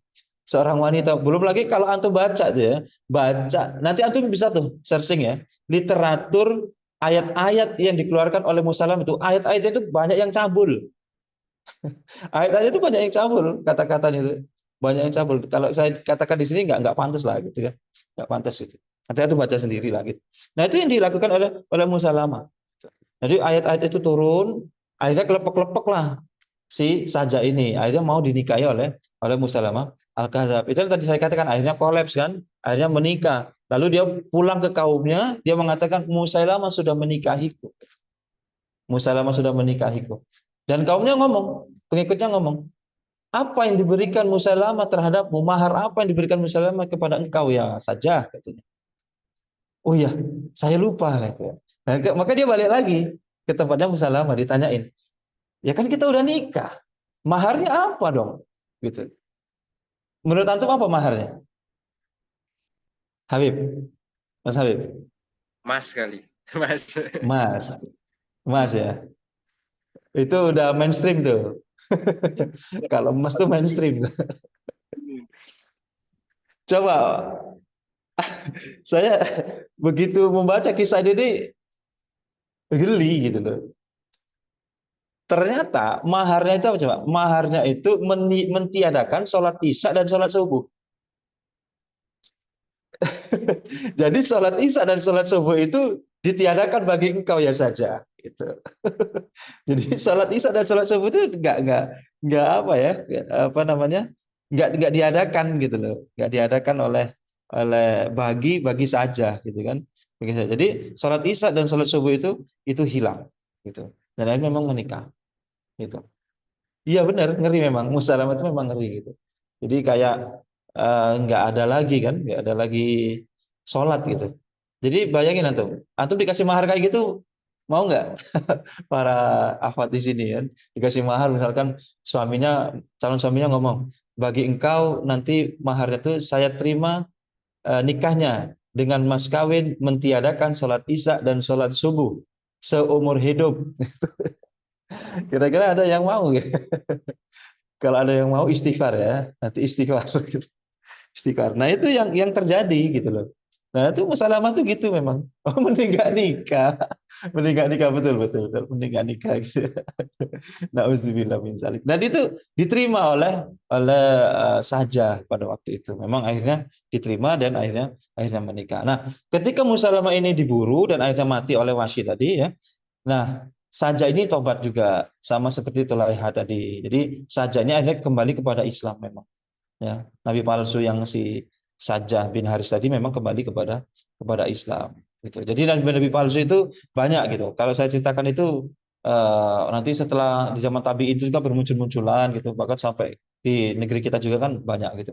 Nah, intinya adalah fokus yang dilakukan oleh Abu Bakar ini untuk memperbaiki masalah internal dalam negeri dulu, supaya nggak kacau, gitu, supaya masyarakat tidak terpecah. Masyarakat itu harus bersatu kembali. Nah, masyarakat terpecah itu gara-gara apa? Gara-gara banyak yang ngaku nabi, gitu, dan didukung oleh nabi. Bahkan terlepas dari hadis ini doif, palsu atau sahih, gitu. Ada salah satu sahabat yang ketika pada waktu itu disuruh oleh Abu Bakar, sahabat ini, dikatakan di riwayat itu Nahar bin Unfuah. Ada yang mengatakan Roja'a bin Unfuah. Nah, tapi orangnya satu tuh. Oke lah kita bilang Roja'a bin Unfuah lah. Roja'a bin Unfuah. Roja'a bin Unfuah ini memang sahabat Rasul dan salah satu penulis wahyu. Kita terlepas dari perdebatan ini hadis palsu atau enggak gitu ya. Memang ada tuh kisahnya, bahkan di kitabnya Ibnu Katsir ada Bidayah wan Nihaya ya. Di kitab Bidayah wan Nihaya itu memang ditulis gitu. Ada sahabat Rasul yang menjadikan Abu Hurairah itu kan nggak bisa tidur. Karena Rasul memberikan apa ya kabar gitu bahwasanya nanti ada salah satu sahabatku yang gigi geraham itu lebih besar daripada Gunung Uhud gitu. Lebih besar dari Gunung Uhud. Nah, maka ini menjadikan Abu Hurairah itu kan nggak bisa tidur. Siapa gitu ya? Sahabat maksudnya itu mati dalam keadaan murtad nanti. Kafir gitu maksudnya kan. Gitu. Jadi siapa sahabat yang satu gugur beriman, yang sahabat satu gugur beriman, sahabat satu gugur beriman. Nah, Abu Hurairah ini belum gugur. Jangan-jangan nanti saya ini kan kata Abu Hurairah. Nah, ketika di perang Yamamah tadi ternyata Roja' bin Unfuwa inilah yang akhirnya wafat menjadi pengikutnya si Musalamah al-Kadzab. Karena apa? Karena diiming-imingi oleh Khalifah Abu Bakar diutus untuk mendakwai Musalamah, justru malah tergoda dengan apa? Dengan iming-iming yang diberikan oleh Musalamah al-Kadzab. Diiming-iming oleh Musalamah al-Kadzab, akhirnya tergoda, diberikan harta, diberikan kedudukan, karena memang dijanjikan untuk menjadi wazir kan, menteri maksudnya, menjadi menteri dan diberikan harta yang banyak gitu. Dan akhirnya memang terbujuk gitu. Nah, mungkin terlepas dari hadis itu palsu atau tidak, kita bisa mengambil pelajarannya itu gini. Mengambil pelajaran atau ibrahnya itu gini. Bahwasanya tidak ada jaminan dalam diri kita semua. Ketika mungkin kita predikatnya sudah berilmu, bahkan sudah ulama gitu. Tapi ketika dunia itu senantiasa menghampiri kita, bahkan merayu kita dengan seluruh kenikmatan dunia ini, maka setiap orang itu masih ada potensi untuk keluar, untuk tergoda dengan hal-hal semacam itu. Gitu. Dan ini ngeri kalau kita melihat itu. Mungkin saya hari ini bisa ngomong kayak ini, gitu, untuk bareng-bareng kita belajar. Tapi nauzubillah min dzalik, kita nggak bisa jamin bagaimana 10 tahun ke depan, 20 tahun ke depan. Setiap dari diri kita nggak ada yang jamin. Maka dari itu yang setiap hari kita minta sama Allah itu hendaknya kita diistiqomahkan di jalan ini, diistiqomahkan di agama ini, dan diistiqomahkan dan mudah-mudahan kita diwafatkan di dalam agama ini gitu. Dan itu harus kita sering-sering minta gitu. Karena banyak contoh-contoh yang seperti itu gitu. Nah, maka fokus yang dilakukan oleh Abu Bakar As-Siddiq itu adalah untuk memerangi nabi-nabi palsu itu. Nah, maka setelah itu baru keadaan itu sudah mulai membaik gitu. Dan ini diapresiasi memang oleh sahabat yang lain. Karena sahabat Abu Bakar ini kan memerintah cuman 2 tahun, nggak lama gitu. 2 tahun ya, masa kekhalifahan beliau itu cuma 2 tahun, tetapi bisa menjadikan daulah internal di dalam negeri itu menjadi stabil kembali gitu. Jadi stabil kembali. Dan itu sangat luar biasa, nggak mudah memang untuk menstabilkan kembali gitu. Apalagi memang beliau diangkat menjadi seorang khalifah kan di masa-masa krusial gitu. Di masa krusial dalam artian itu para sahabat yang lain itu sudah terpecah belah kan. Kaum muslimin sudah terpecah belah maksudnya. Ada yang murtad dan segala macamnya itu tadi. Nah, ini luar biasa dalam jangka 2 tahun itu sudah stabil kembali gitu. Nah, kemudian ya program yang dilakukan oleh Abu Bakar itu adalah ketika menyadari pasukan-pasukan kaum muslimin itu banyak penghafal-penghafal Al-Quran dan diikutkan perang, lalu banyak yang meninggal, banyak yang mati. Maka inilah yang menginisiatif, yang menjadikan jadi inisiatifnya Umar, gitu ya. Jadi Umar berinisiatif, bahasanya ini kalau kayak ini terus, para penghafal Quran mati, wafat terus, hilang Al-Quran, gitu kan? Maka kata sahabat Umar, ini harus segera dicari solusinya. Salah satunya apa? Dibukukan, gitu. Maka salah satunya itu dibukukan. Jadi akhirnya dibukukan mushafnya itu kan, lalu ditunjuklah yang namanya sahabat Zaid bin Sabit. Zaid bin Sabit ini memang kan sahabat masih muda, ya. Masih muda, dan beliau itu penghafal Quran 30 juz. Maka dikumpulkan semua. Karena kan pada waktu dulu kan Quran itu kan ditulis di pelepah kurma, di batu, di kulit unta, ya, di kulit unta, lalu di manapun yang bisa ditulis, ya, di daun-daun dan segala macam. Dan itu dikumpulkan oleh Zaid bin Sabit, ya, untuk dites benar nggak ini dari apa? Dari Al-Quran atau tidak, gitu. Dan dikumpulkan lalu disimpan oleh Hafsah, ya, kalau nggak salah itu oleh Hafsah. Nah, maka nanti di zaman Utsman baru dibukukan, gitu ya. Dibukukan. Pada waktu zaman Khalifah Abu Bakar itu kan masih dikumpulkan saja, gitu. Dikumpulkan, maka salinannya itu disimpan, gitu. Nah, maka ketika kaum muslimin itu sudah menaklukkan menaklukkan negeri-negeri jauh, gitu ya, negeri-negeri yang punya tradisi yang bisa buat kertas. Salah satunya kan menaklukkan pasukan Cina, ya. Pasukan Cina itu ternyata punya kemampuan untuk buat kertas, ya. Untuk buat kertas. Nah, maka dari itu kaum muslimin itu memanfaatkan itu, ya. Belajar itu untuk buat kertas itu, dan akhirnya barulah dibuat kertas dan ditulis di kertas, memang pada waktu itu. Dan memang waktu pengumpulan Al-Quran itu kan ada pertentangan memang dari Abu Bakar, bahwasanya ini tidak pernah dicontohkan oleh Nabi. Nabi tidak pernah mencontohkan kita untuk menulis dan mengumpulkan ini, gitu. Dan ini bid'ah, gitu kan. Dan ini dikatakan bid'ah, gitu.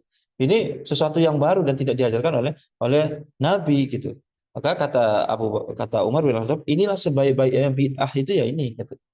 Sebaik bid'ah itu adalah mengumpulkan Al-Quran ini, gitu. Dan itu ada disetujui oleh sahabat-sahabat yang lain. Dan sampai sekarang kan kita bisa membaca itu, ya, Mushaf Utsmani, ya. Mushaf Utsmani itu yang dikumpul, disadur atau disalin oleh ke masanya kekhilafaan Utsman bin Affan, gitu. Nah, berikutnya adalah ketika Al-Quran sudah dikumpulkan dan menjadikan dalam negerinya itu stabil, nah barulah bisa fokus untuk apa? Untuk memfutuhat negeri-negeri seberang, gitu, negeri-negeri tetangga dan segala macam. Walaupun tidak dengan kekerasan, diprioritaskan tidak dengan kekerasan, diprioritaskan dengan dakwah, dengan dakwah, gitu. Nah, maka para komandan-komandan perang itu sampai dikerahkan semua, gitu. Misalkan kayak Khalid bin Walid. Khalid bin Walid itu diamanahi untuk memimpin pasukan untuk menaklukkan Irak, gitu, di zaman itu. Menaklukkan Irak, dan Irak memang berhasil, gitu. Irak ditaklukkan di zaman Abu Bakar As-Siddiq, gitu. Lalu Amr bin As itu Mesir, Suriah, gitu. Jadi Amr bin As itu diberikan perintah, ya, untuk menaklukkan Suriah, dan akhirnya memang ditaklukkan oleh Amr bin As, dan itu dilakukan memang oleh Abu Bakar As-Siddiq, gitu. Dan bagaimana ketika sahabat Abu Bakar As-Siddiq itu memerintah negara, itu tidak pernah yang namanya lepas dengan tuntunan yang diberikan oleh Nabi Muhammad SAW, gitu. Karena sahabat Abu Bakar ini menjadi orang yang copy paste-nya Rasul lah, gitu. Jadi Abu Bakar ini memang copy paste-nya Rasul. Apapun dilakukan oleh Rasul itu dia ikutin. Sampai sedetil apapun dia ikutin. Maka jangan heran ketika ada kisah Rasulullah menyepi Yahudi buta itu kan, di pojokan kota Mekah itu kan. Itu. Kota Madinah atau Mekah itu disuapi, ya, disuapi sampai ketika Rasulullah wafat digantikan oleh Abu Bakar, kan beda, gitu. Maka Abu Bakar sampai sekecil itu pun dia ingin mengikuti Rasulullah SAW. Gitu. Maka ketika beliau juga memimpin negara, ya, ketika itu di Madinah, maka beliau juga memimpin dengan Al-Qur'an dan As-Sunnah. Itu pakai musyawarah kan. Toolsnya itu adalah bagaimana Al-Qur'an dan As-Sunnah itu harus tetap diterapkan. Itu maksudnya itu. Pokoknya itu intinya itu ya untuk memerintah suatu negara itu adalah Al-Qur'an dan As-Sunnah. Dan itu yang dilakukan oleh dari zaman Khulafaur Rasyidin sampai runtuhnya di Turki Utsmani ya, di zaman Turki Utsmani itu diruntuhkan oleh Mustafa Kemal Atatürk. Jadi memang kultur orang Islam itu ketika dia berkehidupan sosial apapun itu dia harus pakai Al-Qur'an dan As-Sunnah, dan itu memang dicontohkan dan turun temurun sebenarnya. Jadi akan sangat aneh ketika orang Islam hari ini justru tidak diatur dengan Al-Qur'an dan As-Sunnah. Gitu. Itu akan sangat aneh. Gitu. Kenapa aneh? Ya kita tuh orang Islam, kita tuh punya hukum tersendiri, kita itu punya ciri khas langsung dari Allah, semua aturan-aturannya itu kok justru kita rela diatur dengan yang selain Allah. Gitu. Dan ini aneh sebenarnya. Sebenarnya aneh. Apalagi sekarang orang kan cenderung udah pada Islam tuh. Salah satunya itu membuat bank syariah kan. Benar nggak? Membuat bank syariah. Coba saya mau tanya. Bukan mau tanya, saya ngasih tahu deh. Gitu. Ketika di suatu negara itu ada bank syariah, sudah dipastikan itu bukan negara Islam. Gitu. Catat. Ketika di suatu negara ada bank syariah, sudah dipastikan itu bukan negara Islam. Hatta di Arab Saudi. Arab Saudi itu ada bank syariah. Gitu. Jadi ciri-ciri negara yang bukan Islam itu pasti dia ada bank syariah. Contoh gini, Mas Habib. Kenapa saya katakan ketika ada bank syariah berarti kita sedang tidak berada di negeri Islam. Contoh gini, apakah Mas Habib pernah jalan-jalan ke Padang? Ketika Mas Habib jalan-jalan ke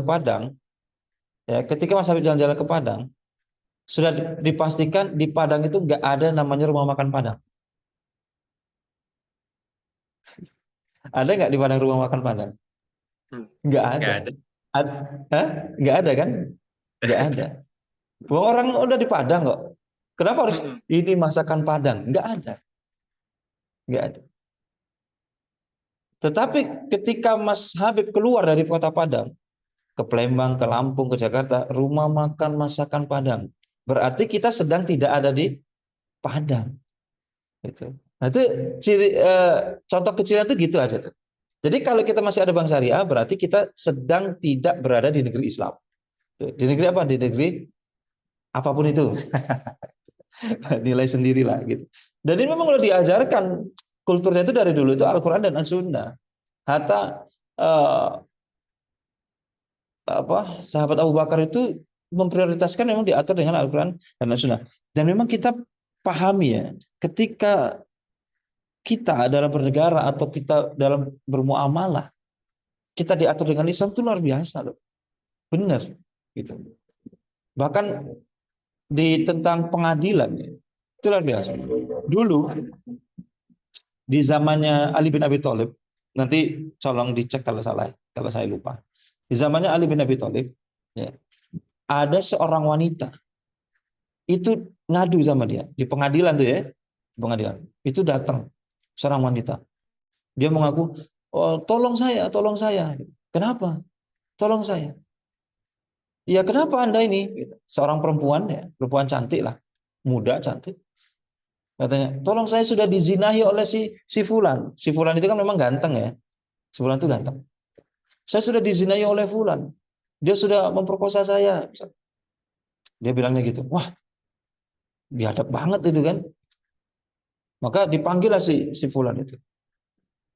Maka si Fulana ini bilang, ini bukti bahwasanya saya dinodai oleh dia. Gitu.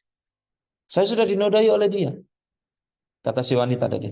Ini buktinya. Apa buktinya? Di pakaian saya ada cairannya. Gitu kan? Ada cairannya. Wah, benar nih katanya kan. Benar nih. Tapi ketika memerintah dengan Islam kan nggak langsung percaya tuh. Dibuktikan secara harus adil gitu. Maka si laki-laki kan udah terpojok tuh. Udah terpojok, sudah ada bukti kan, sudah ada bercak-bercak cairan gitu. Bahwasanya memang ini cairan laki-laki misalnya. Ternyata enggak. Oleh Ali bin Abi Thalib atau oleh hakim di riwayat lain dikatakan disiram dengan air panas pakaiannya itu kan. Ditas dengan siram air panas. Ternyata apa yang terjadi? Ternyata cairan itu menjadi putih seperti susu. Ternyata itu adalah putih telur. Memang putih telur itu sengaja dicipratkan ke apa? Ke pakaian si wanita tadi supaya menuduh bahwa laki-laki itu menzinahi dia, gitu, menzinahi dia. Betul. Ternyata itu putih telur yang memang dicipratkan ke pakaian wanita itu. Karena memang wanita itu pengen dinikahi oleh si laki-laki tampan itu tadi. Gitu. Nah, sampai sedetail itu kan. Gitu. Sampai jangan gegabah gitu untuk memutuskan sesuatunya gitu. Jadi ketika Islam itu mengatur, ya, Al-Quran dan As-Sunnah itu mengatur suatu negara itu luar biasa. Dan itu sudah dicontohkan oleh sahabat dari Khulafaur Rasyidin dan sahabat yang lain. Nah, itu salah satu programnya itu adalah menerapkan Al-Quran dan As-Sunnah, memfutuhat negeri-negeri, ya, walaupun belum sampai selebar nanti di zaman Umar bin Khattab, gitu ya. Tetapi gini loh, menjadi catatan, Baitul Maqdis itu yang dibebaskan oleh Umar bin Khattab itu tidak lepas dari kinerja yang sudah disusun oleh Abu Bakar, oleh Rasulullah dan diteruskan oleh Abu Bakar. Gitu. Jadi nggak semerta-merta ketika sahabat Umar itu membebaskan Baitul Maqdis itu nggak ada dari tahapan awalnya. Tahapan awal itu dibangun oleh Rasulullah, dilanjutkan oleh Abu Bakar. Jadi Abu Bakar memang itu punya andil untuk memang memprioritaskan Baitul Maqdis itu dibebaskan oleh kaum kaum muslimin gitu. Jadi itu salah satu programnya itu ya. Programnya itu memang di zaman itu ya kita tahu sendiri ya bagaimana ketika Islam itu memimpin ya rakyatnya itu memang luar biasa. Rakyatnya itu dijamin ya kesejahteraannya dan dijamin keamanannya. Lalu semuanya itu dalam keadaan yang luar biasa di zaman itu. Di pimpinan kekhalifahan Abu Bakar As-Siddiq. Dan Abu Bakar As-Siddiq itu punya gelar namanya Khalifatul Rasul. Khalifatul Rasul itu adalah penggantinya Rasul. Kalau Umar itu kan Amirul Mukminin ya.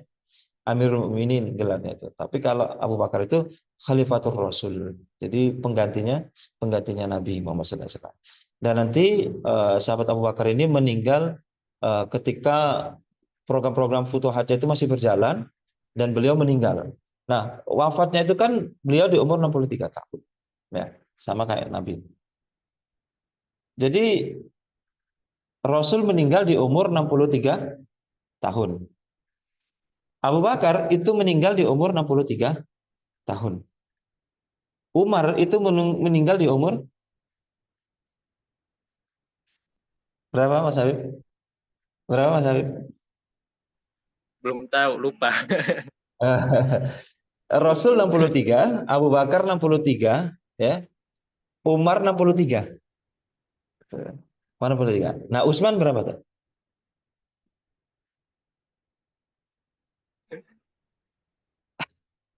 Utsman berapa? Ya, Berapa Habib? belum tahu juga, Ustaz. Ya, jadi Utsman itu memang nggak begitu ini ya, nggak begitu terkenal meninggalnya itu di umur berapa. Tapi riwayat yang sering ada itu adalah 81 atau 91 tahun. Itu. Nah, nanti kalau sahabat Ali itu kan 61 tahun. Ya, ada yang mengatakan 63 tahun juga gitu. Ada yang mengatakan 61, ada yang mengatakan 63 juga. Nah, sahabat Abu Bakar ini meninggal di umur 63 tahun. Jadi sampai beliau itu mengatakan kepada anaknya, ya, Bunda Siti Aisyah itu mengatakan, mengingatkan misalnya, ya Aisyah, Rasulullah itu meninggal di hari apa? Di hari apa? Di hari Senin. Nah, pada waktu itu Abu Bakar itu hari Senin juga, beliau lagi sakit parah itu kan. Gitu. Kalau Rasulullah meninggal di hari Senin, saya harap saya juga meninggal di hari Senin.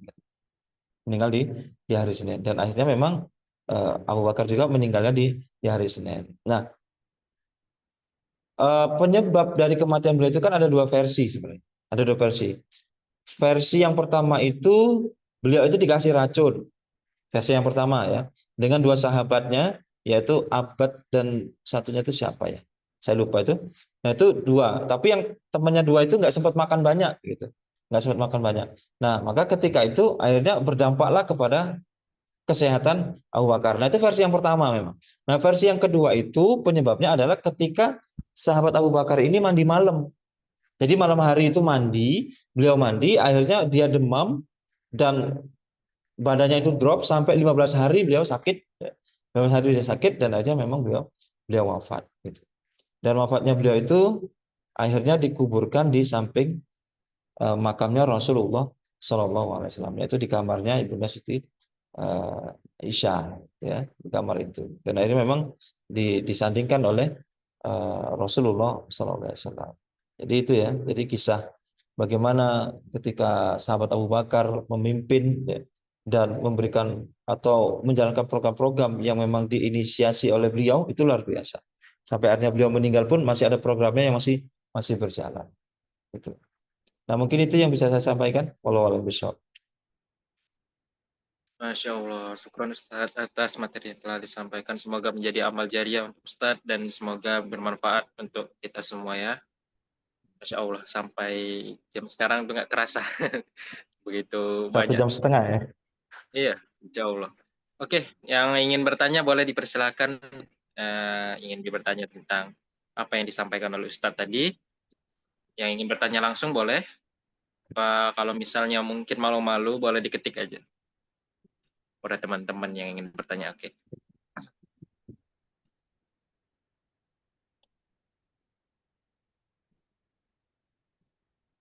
Masya Gimana teman-teman semuanya?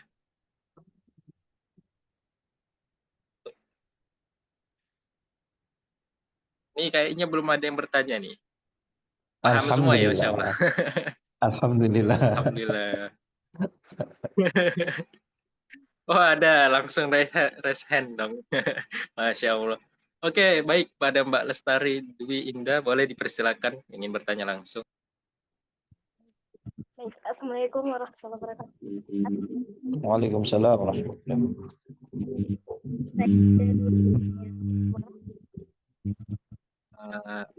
Mohon maaf Mbak Lestari, boleh dibesarkan lagi suaranya karena nggak kedengaran. Baik, apakah suara saya sudah terdengar? Sudah.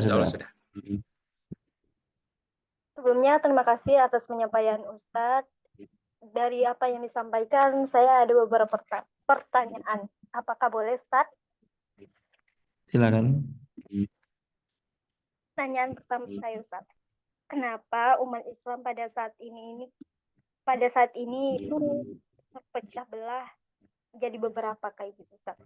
Lalu pertanyaan kedua, kenapa yang saya tahu itu ada istilah tapi golongan Syiah itu menganggap para sahabat yang lain selain daripada Ali itu tidak benar atau tidak betul, sedangkan Ali dimuliakan kayak gitu, Ustaz. Lalu ya saya, apakah dijelaskan dalam sejarah alasan-alasan kenapa orang-orang yang mengaku sebagai nabi ini tadi mengaku sebagai nabi gitu, Ustaz. Terima kasih, Ustaz.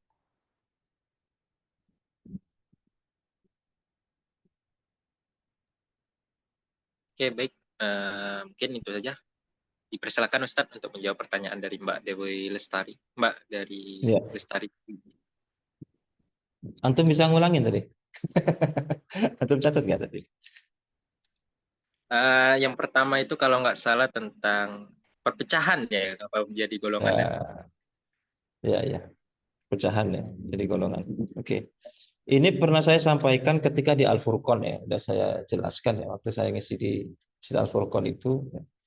Jadi kenapa akhirnya umat Islam itu banyak terpecah-pecah ya menjadi golongan-golongan yang lain atau golongan-golongan yang banyak gitu.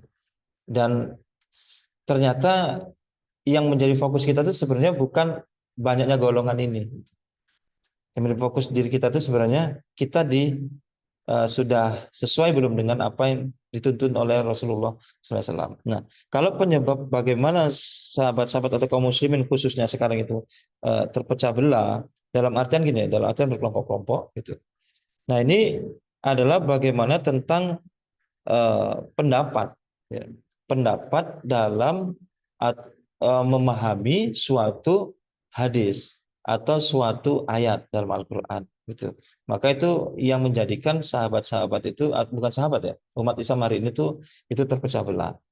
Ada yang karena kepentingan gitu ya, ada yang karena eh, dunia gitu, ada yang mungkin lurus di jalan itu. Dan itu yang menjadikan umat Islam hari ini tuh terpecah belah. Dan memang terpecah belahnya umat Islam hari ini tuh bukan bukan apa ya, bukan murni atau alami gitu loh.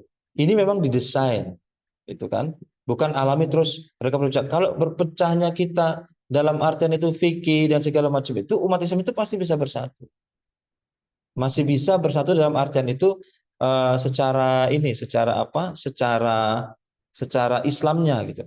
Tapi secara pemikiran dalam artian kita terpecah belah sangat jauh tuh, gapnya sangat jauh itu memang didesain. Gitu. Didesain. Kalau kita baca itu ada namanya Rand Corporation kan. Rand Corporation itu memang lembaga yang dibuat oleh Barat ya untuk memecah belah memang, untuk memecah belah dan mengkelompok-kelompokkan. Sudahlah umat Islamnya itu dalam artian itu terkotak-kotak, lalu dimanfaatkan oleh si Rand Corporation ini. Dan Rand Corporation itu bukan hanya mengkotak-kotakkan Islam, dia juga nanti mengkotak-kotakkan Kristen, mengkotak-kotakkan kalau di India itu mayoritasnya itu Hindu, dikotak-kotakkan gitu.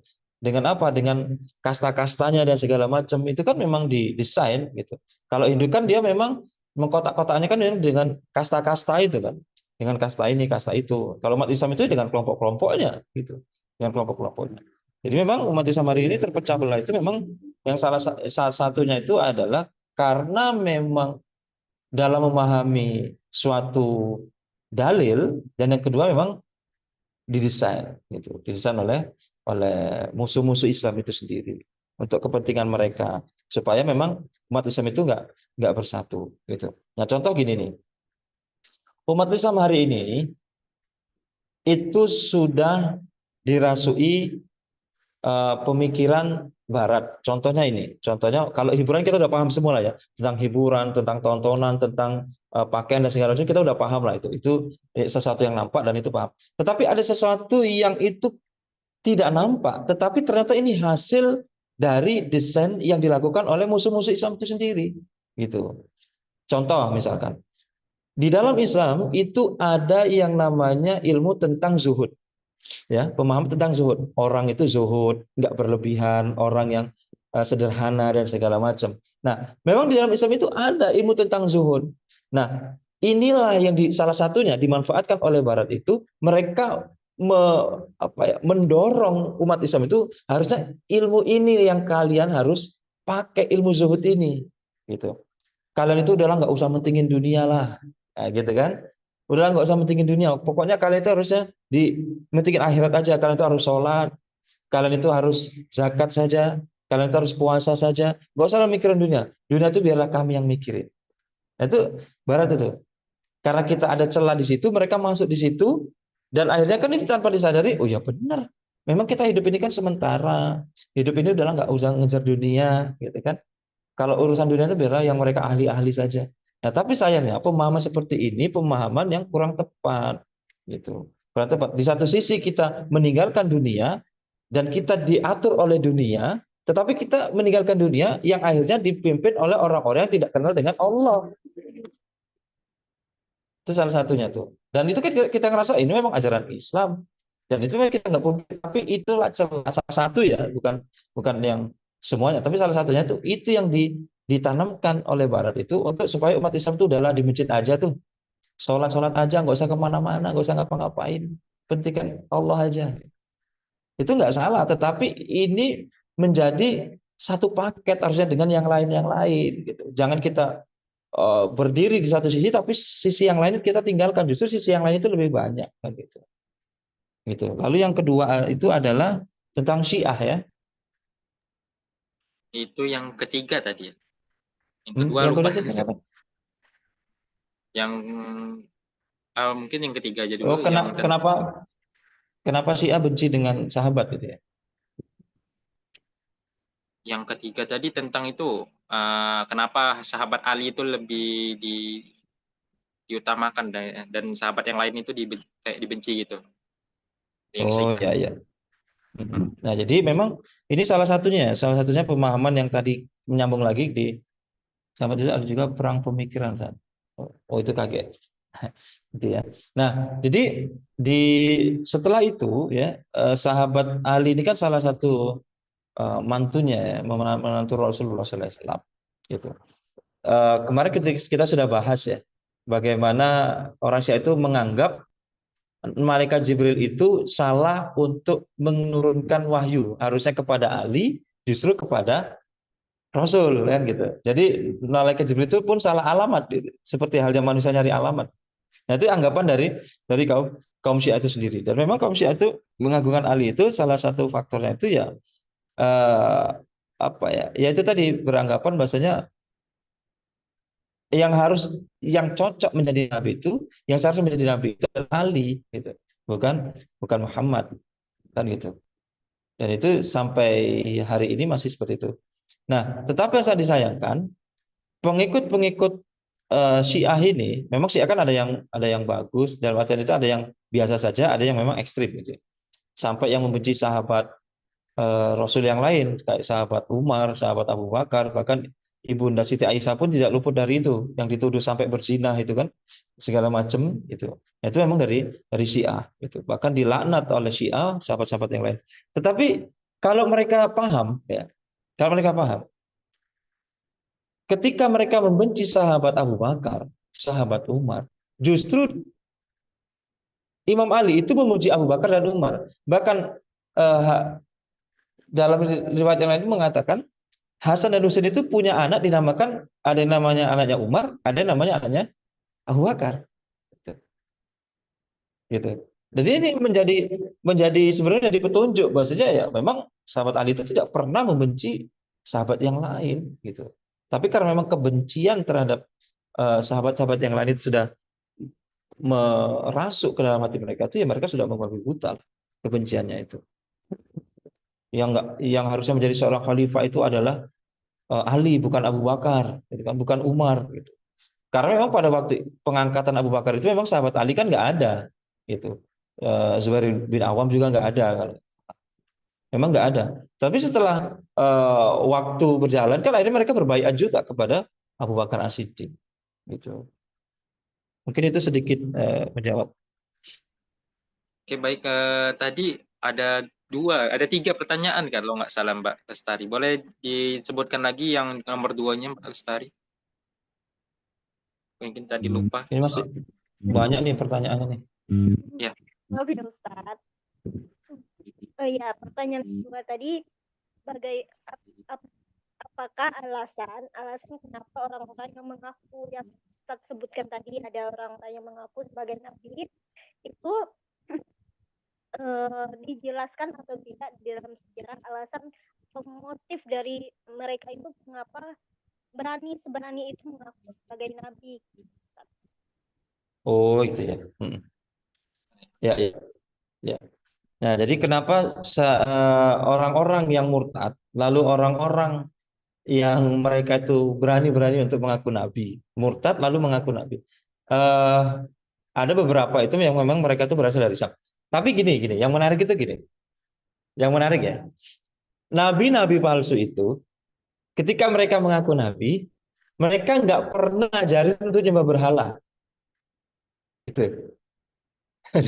Jadi nabi-nabi palsu itu, sekalipun nabi-nabi palsu itu memang palsu, sepalsu-palsunya nabi, ya, di zaman itu nggak ada nabi-nabi palsu ini, dalam rentetan nabi-nabi palsu ini, yang mengajak orang untuk kembali nyembah berhala. Nggak ada. Gitu. Itu nggak ada. Karena apa? Karena memang eh, pemahaman tentang paganisme yang disampaikan oleh Rasul untuk memberantas paganisme itu udah clear, dibabat habis sama Rasul. Jadi udah nggak populer lagi tuh, nggak keren, kampungan gitu. Kalau nyembah berhala itu udah kampungan gitu di zaman itu. Nah, para nabi-nabi palsu itu nggak ada yang ngajak mereka untuk nyembah berhala. Walaupun tadi ada untuk menghilangkan sholat isya dan sholat subuh misalkan, menghilangkan sujud dan menghilangkan ruku misalkan ada gitu. Tapi untuk nyembah berhala enggak. Mereka tetap mendorong manusia itu untuk nyembah Allah, gitu. Nyembah Tuhan. Tapi karena nabi palsu ya seperti itu. Nah, kenapa orang-orang itu nabi palsu mengaku menjadi seorang nabi? Karena ada value, gitu. Ada value. Tadi saya katakan di awal. Coba kalau mereka pada waktu itu ada di Mekah, berani nggak mereka untuk ngaku sebagai seorang nabi? Pasti nggak berani. Tuh. Tetapi ketika di Madinah, bagaimana sosok seorang nabi, sosok seorang rasul, ya sosok seorang Nabi Muhammad SAW itu punya kedudukan ketika mengaku menjadi seorang nabi dan diagung-agungkan di zaman itu. Gitu. Diagungkan. Jadi ada value yang ingin mereka capai sebenarnya. Gitu. Entah itu kepentingannya apa, pengen banyak pendukung, ya, pengen banyak harta dan segala macam, itu banyak alasan segala macam. Jadi memang mereka terobsesi dengan apa dan tanda kutip keberhasilan yang dilakukan oleh Rasulullah Sallallahu Alaihi Wasallam. Ya karena memang Rasul seorang nabi beneran itu bukan palsu. Jadi memang beliau ditolong. Tapi yang menariknya itu justru di periode Madinah itu banyak yang mengaku nabi palsu. Karena apa? Karena sudah ada tempat, ya. Sudah di zona nyaman lah dalam tanda kutip gitu ya. Kalau untuk kepentingan dunia itu udah di zona nyaman karena banyak pengikut, ya, banyak value, yang bisa diambil, banyak manfaat yang bisa diambil. Gitu. Nah, itu salah satu alasannya gitu. Mereka mengaku sebagai seorang nabi. Wallahu a'lam bishawab. Oke, terima kasih pada Ustadz. Semoga terjawab ya Mbak Lestari. Oke, baik. Ini selanjutnya dari kolom komentar. Ada 3 pertanyaan nih Ustadz. Izin membacakan Ustadz. Ya. Ini Ustadz mau bertanya, ada satu hal yang menjadi satu pertanyaan Ustadz. Terkait pembebasan Baitul Maqdis yang dilakukan oleh Khalifah Umar. Kan tadi itu Ustadz, bahwa pembebasan itu kan nggak lepas dari rencangan Rasulullah. Juga dari Khalifah Abu Bakar. Berarti di sini ada pelanjutan estafet kepemimpinan serta kelanjutan program. Nah, pertanyaan pertama, bagaimana program tersebut itu bisa terus bergerak, Ustadz, di luar dari untuk menjunjung agama Allah? Nah, itu apa Ustadz? Khalifah Umar kan banyak tuh program-programnya. Jadikan pelimpahan program nih. Memang apa ya? Jadikan pelimpahan program nih. Memang ada ya Ustadz. Gimana? Gimana ini rasanya juga. Pokoknya pertanyaan itu yang pertama tentang program tentang kebebasan gitu Ustaz.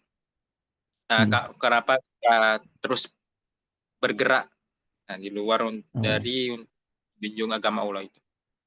Ya. Nah, mungkin yang kedua Jadi, apa nanti? yang pertama dulu, nanti lupa pula.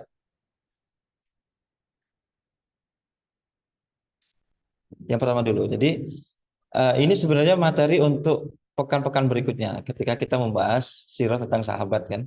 Ya salah satunya mungkin sahabat Umar bin Al-Khattab, nanti juga kita bahas ya. Bagaimana kita bahas beliau ya, sosok beliau itu sampai akhir gitu. Nah, tetapi yang ingin saya sampaikan adalah nggak seluruhnya ya, tapi nanti bisa kita saksikan di pekan-pekan berikutnya ya. Nah, salah satunya kenapa program itu masih berhasil ya. Karena memang ini visi misi dari Islam itu adalah rahmatan lil alamin.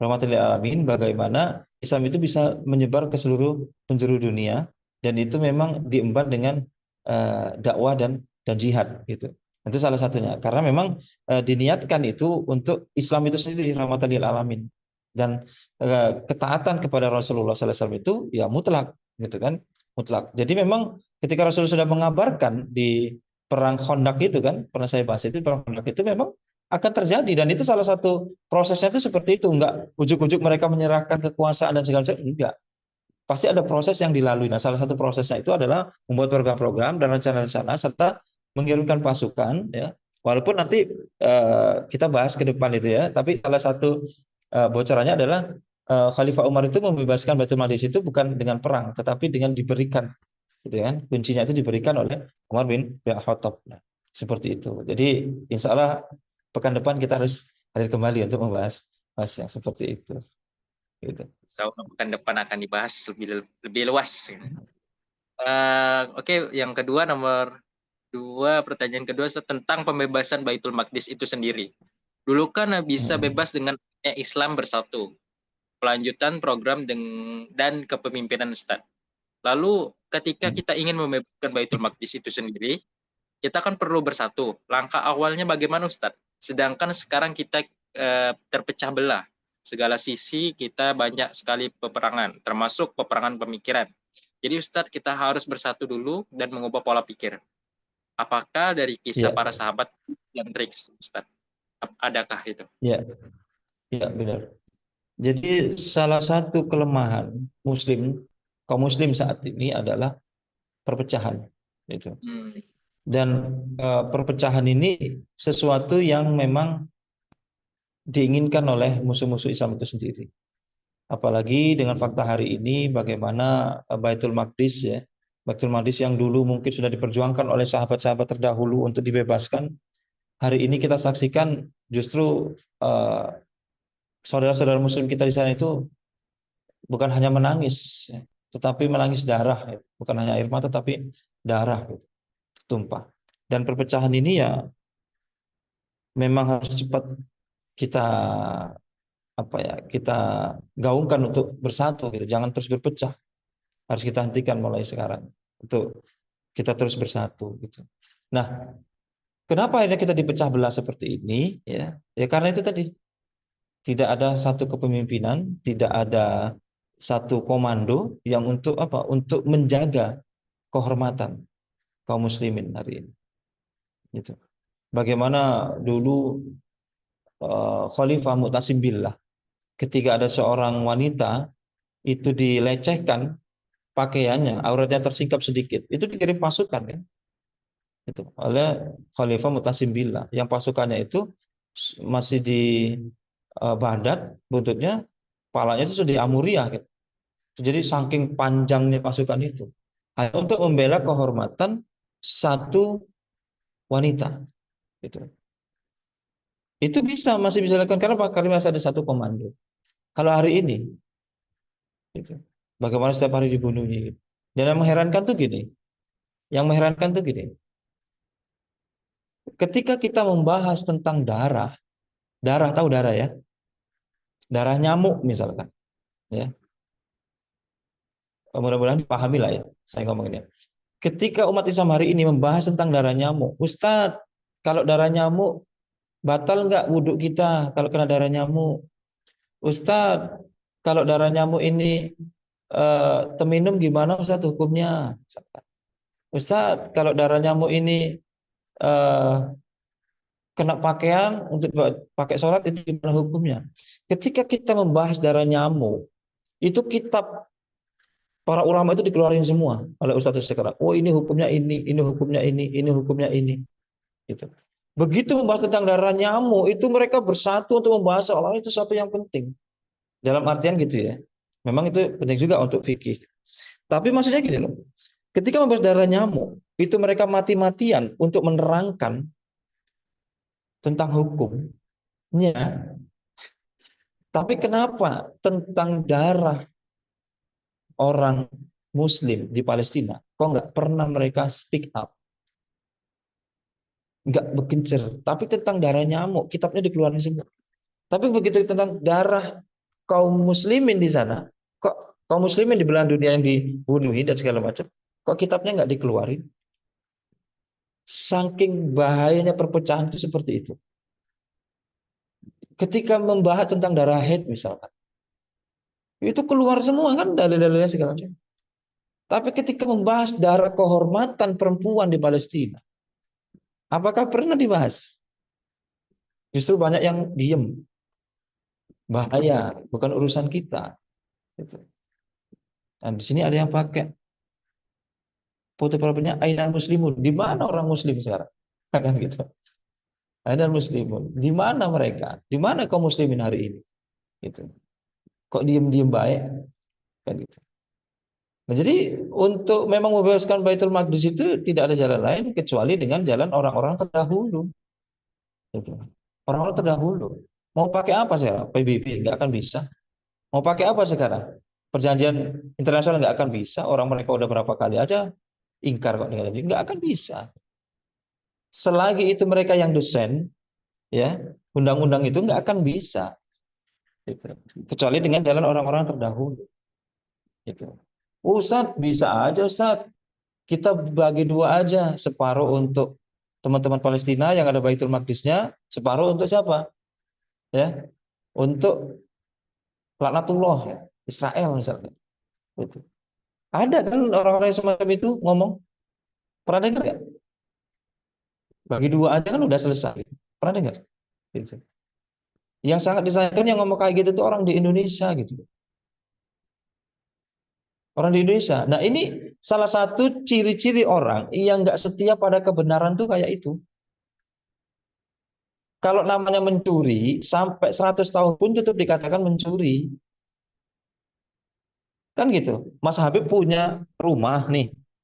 Di dalam rumahnya Mas Habib itu banyak barang-barang berharga. Ada motor, ada mobil, ada TV, ada apapun, ada sepeda, segala macam. Ada maling datang. Setiap hari dipalingi terus, nanti sepedanya diambil. Agak motornya diambil. Agak lemarinya diambil. Ya kan? Agak mobilnya diambil. Terus ada uang datang. Beb, daripada kamu tiap hari dipaling, udah bagi dua baiklah rumah itu. Yang separuh itu untuk maling, separuhnya untuk kamu. Selesai kan? Gimana? Kan enggak, yang namanya mencuri itu tetap mencuri sampai kapanpun, enggak terus dibagi dua kan? Kan gitu. Loh kalau yang sampai ngomong kayak gitu orang Indonesia, itu enggak setia pada kebenaran. Kenapa? Karena mereka enggak tahu apa tentang sejarah Indonesia dijajah dengan Belanda begitu lamanya kan gitu. Loh kalau kita tahu sejarah Indonesia dijajah dengan begitu lamanya, harusnya kan enggak ngomong kayak gitu. Apakah terus dulu ngomong gini, udahlah kita bagi dua baik sama Belanda. Belanda separuh, kita separuh kan? Enggak. Justru orang zaman dahulu itu mempertahankan Nusantara itu mati-matian. Tuh. Kan sangat disayangkan kalau kata-kata seperti ini datang di dalam orang Indonesia itu sendiri. Gitu. Sangat disayangkan. Itu yang pentingnya bersatu. Dan perpecahan itu yang sangat-sangat mengerikan. Mengerikan. Perpecahan itu dibenci oleh Allah. Justru Allah itu menyuruhkan kita untuk bersatu. Tapi ada aja orang yang ngomong, ya kalau untuk bersatu itu nggak mungkin lah kayaknya. Bukannya nggak mungkin, tapi kitanya yang nggak mau. Gitu. Bukan perkara mungkin atau tidak mungkin, tapi mau atau tidak mau. Kan gitu. Kalau mau ya insya Allah bisa. Insya Allah bisa bersatu. Gitu. Wallahu a'lam bishawab. Oke, baik. Ini satu lagi pertanyaan terakhir mungkin Ustadz. Yang tadi, Ustadz, apakah di zaman sahabat itu ada juga perang pemikiran, Ustadz? Oh gitu ya. Ya. Ya, di zaman para sahabat itu perang pemikiran dalam artian itu beristihad tentang hukum. Ketika masih ada Rasul itu nggak ada. Tetapi ketika Rasul sudah wafat itu ada. Dalam artian itu untuk beristihad ya, beristihad itu. Misalkan sahabat satu dengan sahabat yang lain itu berbeda dalam menyikapi hukum. Misalkan Ali bin Abi Thalib itu kalau pelaku LGBT itu dibakar, kan gitu kan? Dibakar. Tapi kalau sahabat Ibnu Mas'ud itu enggak, cukup dihukum dimatikan dari tempat yang tinggi. Nah, maksudnya pemikiran seperti itu gitu ya. Nah, bagaimana perang pemikiran ini akhirnya bisa hadir? Jadi ketika Islam itu sudah menyebar, semakin meluas dan meluas, ya, maka mereka secara langsung atau tidak langsung, suka atau tidak suka, mereka akan berhubungan, mereka ada berinteraksi dengan kultur-kultur orang-orang negeri-negeri yang di Futuhat itu, gitu. Jadi misalkan kulturnya orang itu filsafat misalkan ya, filsafat, maka ada filsafat Yunani, ada filsafat India, kan gitu. Filsafat Yunani dan filsafat India. Nah mau tidak mau mereka akan bersentuhan dengan filsafat-filsafat ini. Gitu. Nah, ketika bahasa Arab itu diterjemahkan ke filsafat, filsafat diterjemahkan ke bahasa Arab dan segala macam. Nah, maka inilah titik awal untuk jadi problem. Kalau di bahasa ulama itu ada namanya ilmu kalam. Nah, itulah ilmu kalam itu yang pertama kali untuk pemikiran-pemikiran itu akhirnya bisa menyimpang. Nanti ada pembahasan tentang kodok wal kodar, gitu kan? Ada kodok wal kodar itu nanti ada pemikiran berbeda, ada Mu'tazilah, ya, ada Jabariyah, gitu. Nanti ada Syiah, Siapa lagi? Ada ahlu sunnah misalkan. Nah, ini salah satu bentuk perang pemikiran yang memang terjadi di kaum muslimin. Nah, tetapi kalau untuk perang pemikiran seperti modern hari ini, pada zaman itu ya hanya terfokuskan untuk dalam Islamnya saja. Bukan terfokuskan untuk justru menghancurkan Islam seperti hari ini. Kalau hari ini memang perang pemikiran luar biasa. Saya pernah nulis itu, tapi tulisan saya hilang di dihapus. Saya pernah nulis tentang perang pemikiran, tentang perang pemikiran itu. Jadi contoh kayak gini, perang pemikiran hari ini tuh kayak gini.